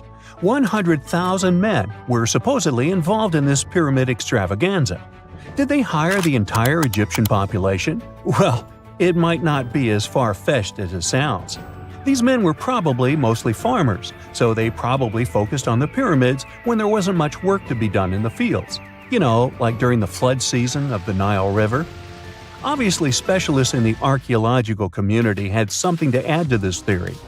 By the late 20th century, they discovered some evidence that suggests the workforce might have been smaller and more permanent than previously thought.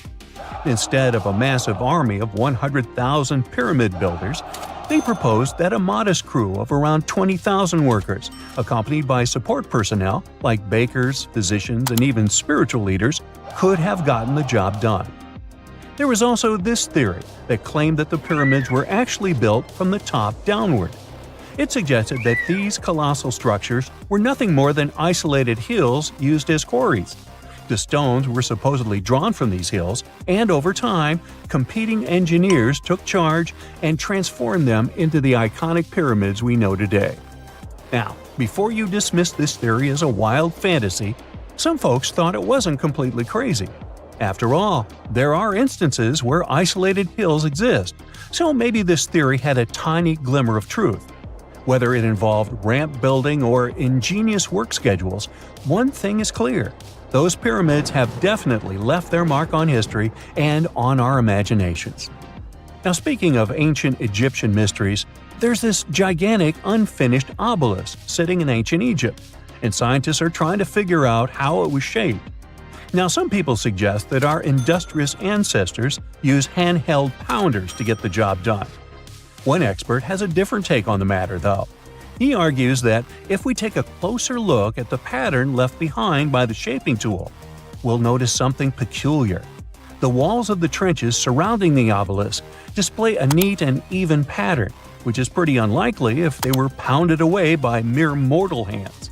According to this expert, those horizontal striations are usually the result of a tool that takes breaks while removing material, leaving its mark on the surface.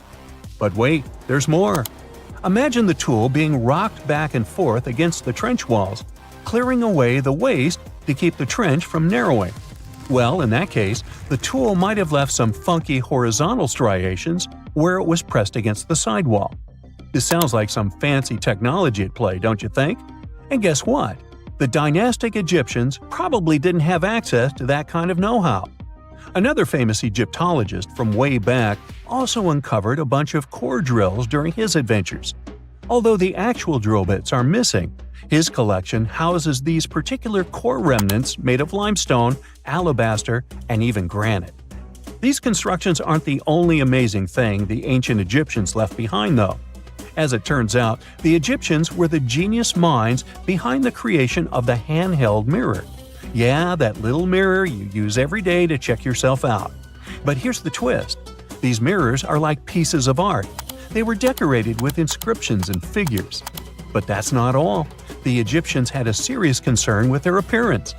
They knew the importance of personal hygiene and looking fabulous. So, in their quest for pearly whites, they invented toothbrushes and toothpaste. Dental problems were pretty common back then, and their smiles weren't exactly all white. Dentistry wasn't their strongest suit, you see. Maybe their minds were distracted by all that pyramid building. So that doesn't mean those ancient toothpaste recipes weren't amazing. One delightful concoction included rock salt, mint, dried iris petals, and pepper. Some brave dentists in the 21st century tried it out, and it worked pretty well. Ground-up ash was also used in another recipe to create a tooth cleansing paste. Mint was missing, so that didn't do much for their breath. That's when the genius Egyptians came up with the world's first breath mints. They made tablets from heated spices like cinnamon, and they mixed it with honey. Now, let's shift gears to home decor, Egyptian style. They surely took ornamentation to the next level. While the concept of decorating furniture started in Mesopotamia, the Egyptians cranked it up a notch. They went all out with different colors of ink and even developed various weights of paper. Oh, and let's not forget about those cute little area rugs we all have in our homes today. Guess who came up with the idea? Yep, the Egyptians. They used the versatile papyrus plant to make those cozy rugs. And speaking of trends, the Egyptians loved their knickknacks. They had an assortment of small figurines in the shapes of cats, dogs, and people. These statues were made from various materials, like simple sun-dried mud to the ultimate bling of gold. It all depended on how loaded you were. The Egyptians were also all about farming, and they knew that clean water was crucial for their crops and animals. That's why they came up with some nifty inventions and techniques to make sure their land was fertile and their plants were happy. First off, they had the genius idea of using ox-drawn plows. They had two types of plows, heavy and light. The heavy plow would strut its stuff, cutting deep furrows in the soil, while the lighter plow followed behind, fluffing up the earth. But they didn't stop there. After plowing, the Egyptians would break up clumps of soil and sow the rows with seeds. To give those seeds a good old squish into the furrows, they'd march their livestock across the field, effectively closing up the furrows. But hey, all that hard work would be pointless if their seeds were as dry as the Sahara. That's where irrigation comes into play. The Egyptians were so good at it that other cultures, like the Greeks and Romans, couldn't help but copy their techniques. Now let's switch gears and talk about the marvelous architecture of ancient Egypt. These folks weren't just skilled farmers, they were also architectural maestros.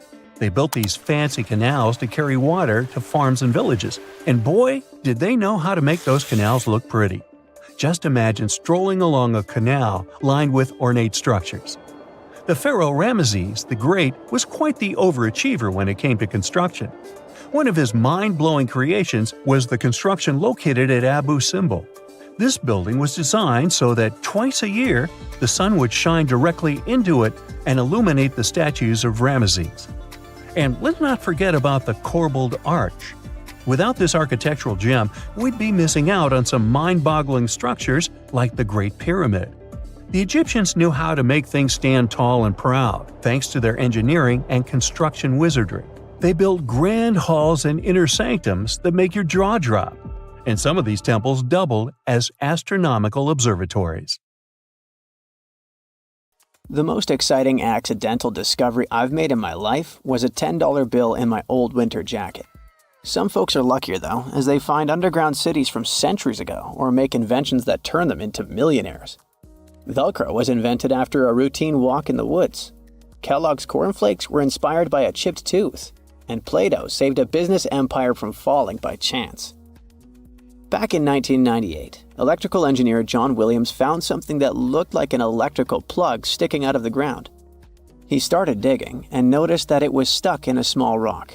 He found it in a rural location in North America, far from civilization, industrial complexes, airports, factories, and electronic plants. This piece of electronics embedded into a solid granite stone got the nickname Enigmalith and a price tag of $500,000. Some scientists are sure it's a big hoax and not a souvenir left by some visitors from space, as Williams claims. But the finder of the rock wanted to prove that it was a real piece of ancient technology, some sort of an electrical connector. If it's not a hoax, then this little find could be proof that humans, or some other civilization from the past, were way more advanced than we ever thought. They must have managed to invent a way to transmit electricity long before humans in the 19th century. He offered scientists to take a look at this find and establish what it really is without breaking the rock open, but there were no takers. Williams consulted an engineer and a geologist, and both confirmed there were no traces of glue on the electronic component. It hasn't been welded either, so it must be as old as the rock, which is around 100,000 years old, according to geological analysis. Dr. John Kellogg had a philosophy of biological living with regular exercise, massage, plenty of water, zero bad habits, caffeine, and no meat. At the end of the 19th century, he looked over a health institute in Michigan. He once whipped up a mix of flour, oats, and cornmeal. He thought that by baking whole grains at high temps, they'd be easier on the stomach and healthier overall. He baked the mix twice and first made cookies, but a patient chipped a tooth on that version. Then he decided to break it into small pieces. It's hard to pinpoint exactly how Kellogg cornflakes came to be, with so many versions of the story floating around. Kellogg's wife, Ella, and his brother Will both claim they played a role in creating the flakes, along with several other family members and sanitarium staff. The company lore says that it all went down one night in 1898, when some wheat-based cereal dough was left out too long, fermenting in the process. When rolled out thin, the slightly moldy dough turned into these perfect large thin flakes that got all crispy and yummy in the oven. Over the next few years, Will Kellogg kept tweaking the recipe and realized that corn, not wheat, made even crunchier, tastier flakes. His brand, Kellogg's Corn Flakes, has grown into a multi-billion-dollar company. Swiss engineer George de Mestral once went for a walk with his dog and came back with a concept that would later go to space. Once they got back from the woods, de Mestral noticed that his pants and his dog's fur were covered in the tiny barbs of the cocklebur plant. He examined the burrs under the microscope and noticed that they were shaped like tiny hooks that stuck to loops on clothes and fur. He decided to recreate that natural tech to design an extra strong fastener, one with many practical uses. He was testing different materials for his invention for so many years and finally settled on nylon.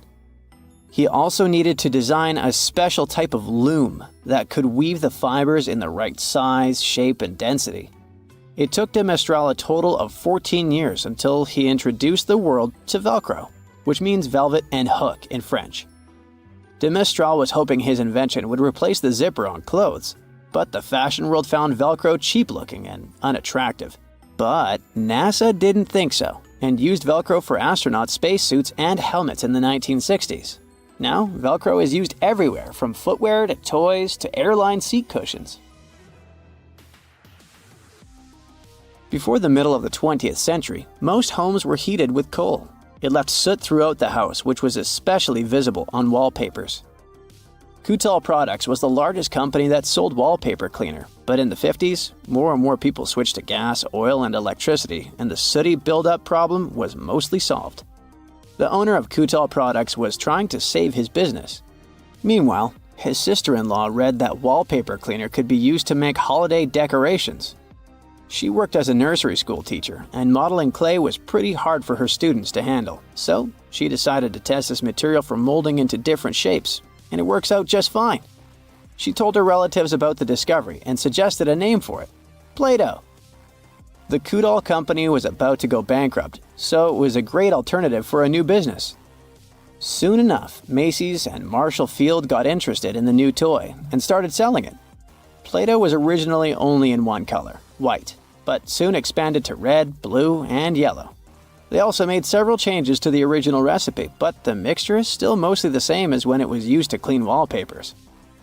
An urban legend says that if you take all the Play-Doh compound ever made and put it through their Fun Factory playset, you'll get a snake that will wrap around the planet 300 times. A man in Turkey was renovating his home when he knocked down a wall in his basement with a sledgehammer. He found a tunnel behind the wall that led to an ancient underground city. The tunnel led to more tunnels and then halls and chambers.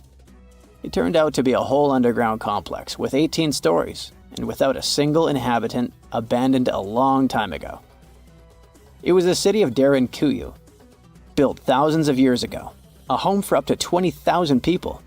Whoever built it had great skill, and it's rather easy to build tunnels out of the soft rock, but cave-ins are a big risk. None of the floors at Derinkuyu have ever collapsed. The city had a complex ventilation system with over 15,000 shafts. The upper levels had the best ventilation and were used for living and sleeping quarters. The lower levels were mainly used for storage, but they also had a dungeon. In between, there were room for domestic animals, a school, a convent, and small churches. John Martin, a forestry professor, was out exploring a forest in Wisconsin one night. He was shining a UV flashlight up into the canopy to spot lichens, fungi, plants, and frogs that glow under the UV light. Then, suddenly, he heard a flying squirrel chirping at a bird feeder, pointed the flashlight at it, and saw it light up pink. The professor told his colleagues about it, and they decided to investigate further. They checked out some flying squirrel skins at museums to see if this pink glow is a common thing among them. It turns out that almost all of the flying squirrel specimens they looked at had the same pink fluorescence. Non-flying squirrels didn't glow at all. Other animals with fluorescence, like puffins and chameleons, glow blue under UV light. The only other mammals with fluorescent fur are around 20 species of opossum. They live in different ecosystems and have different diets. The only thing they have in common with flying squirrels is that they're all active at night. And regular squirrels prefer sunlight. There's enough ultraviolet light in low-light conditions, and nocturnal animals need UV vision. So the pink glow might have to do with nighttime perception and navigation, especially in cold and snowy conditions. Or it could be a way for male flying squirrels to attract prospective mates. It could be a sort of mimicry. No man shall ever find my tomb. That's what, according to rumors, Cleopatra once said. Rumor has it really wasn't about the gender. She wanted no living soul to disturb her, and I think she meant that no human would ever discover the location of her grave. But, surprisingly, it was indeed a woman who was closer than anyone before to finally discovering the Queen's resting place. Meet Kathleen Martinez Berry, a criminal lawyer turned archaeologist. She got so intrigued with Cleopatra's story that she packed her bags and went to Egypt with no official support and even no permission from the authorities. All she had was pure determination to find the Queen's tomb. Now, you could say Kathleen had always been ahead of the game. She skipped grades in school, mastered piano, chess, swimming, and martial arts, and grew up listening to top intellectuals debating in her home. And she even got her law degree at just 19, and archaeology was her side passion. She had never actually been to Egypt, never dug up a single artifact. But her fascination with Cleopatra went all the way back to an argument with her father in 1990. That day, she walked into his library looking for a copy of Antony and Cleopatra by Shakespeare. Her dad, Fausto Martinez, a professor and legal expert, casually called Cleopatra a seductress. Kathleen wasn't having it. She fired back, arguing that history had been totally unfair to Cleopatra. The Romans, she said, wanted to destroy her reputation, and for centuries, people had just believed their version of the story. The debate went on for hours, and in the end, her father admitted maybe he had judged Cleopatra too harshly. That conversation changed everything for Kathleen. From that day on, she read every ancient text she could find, especially Plutarch's account of Cleopatra and Mark Antony. The more she learned, the more convinced she became that Cleopatra wasn't just some queen who fell for the wrong guy.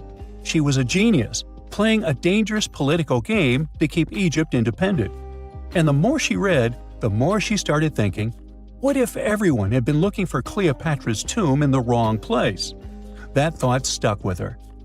When she was caring for her second child, she earned a master's in archaeology. Multitasking. That reignited an obsession that would take over her life, uncovering the truth about Cleopatra. Even though most experts believe that Cleopatra's tomb, along with the final resting place of 13 other Ptolemaic rulers, lies somewhere beneath modern-day Alexandria, Dr. Martinez has a different idea. She believes Cleopatra was buried at Taposiris Magna, an ancient temple dedicated to Osiris, the Egyptian deity of the afterlife.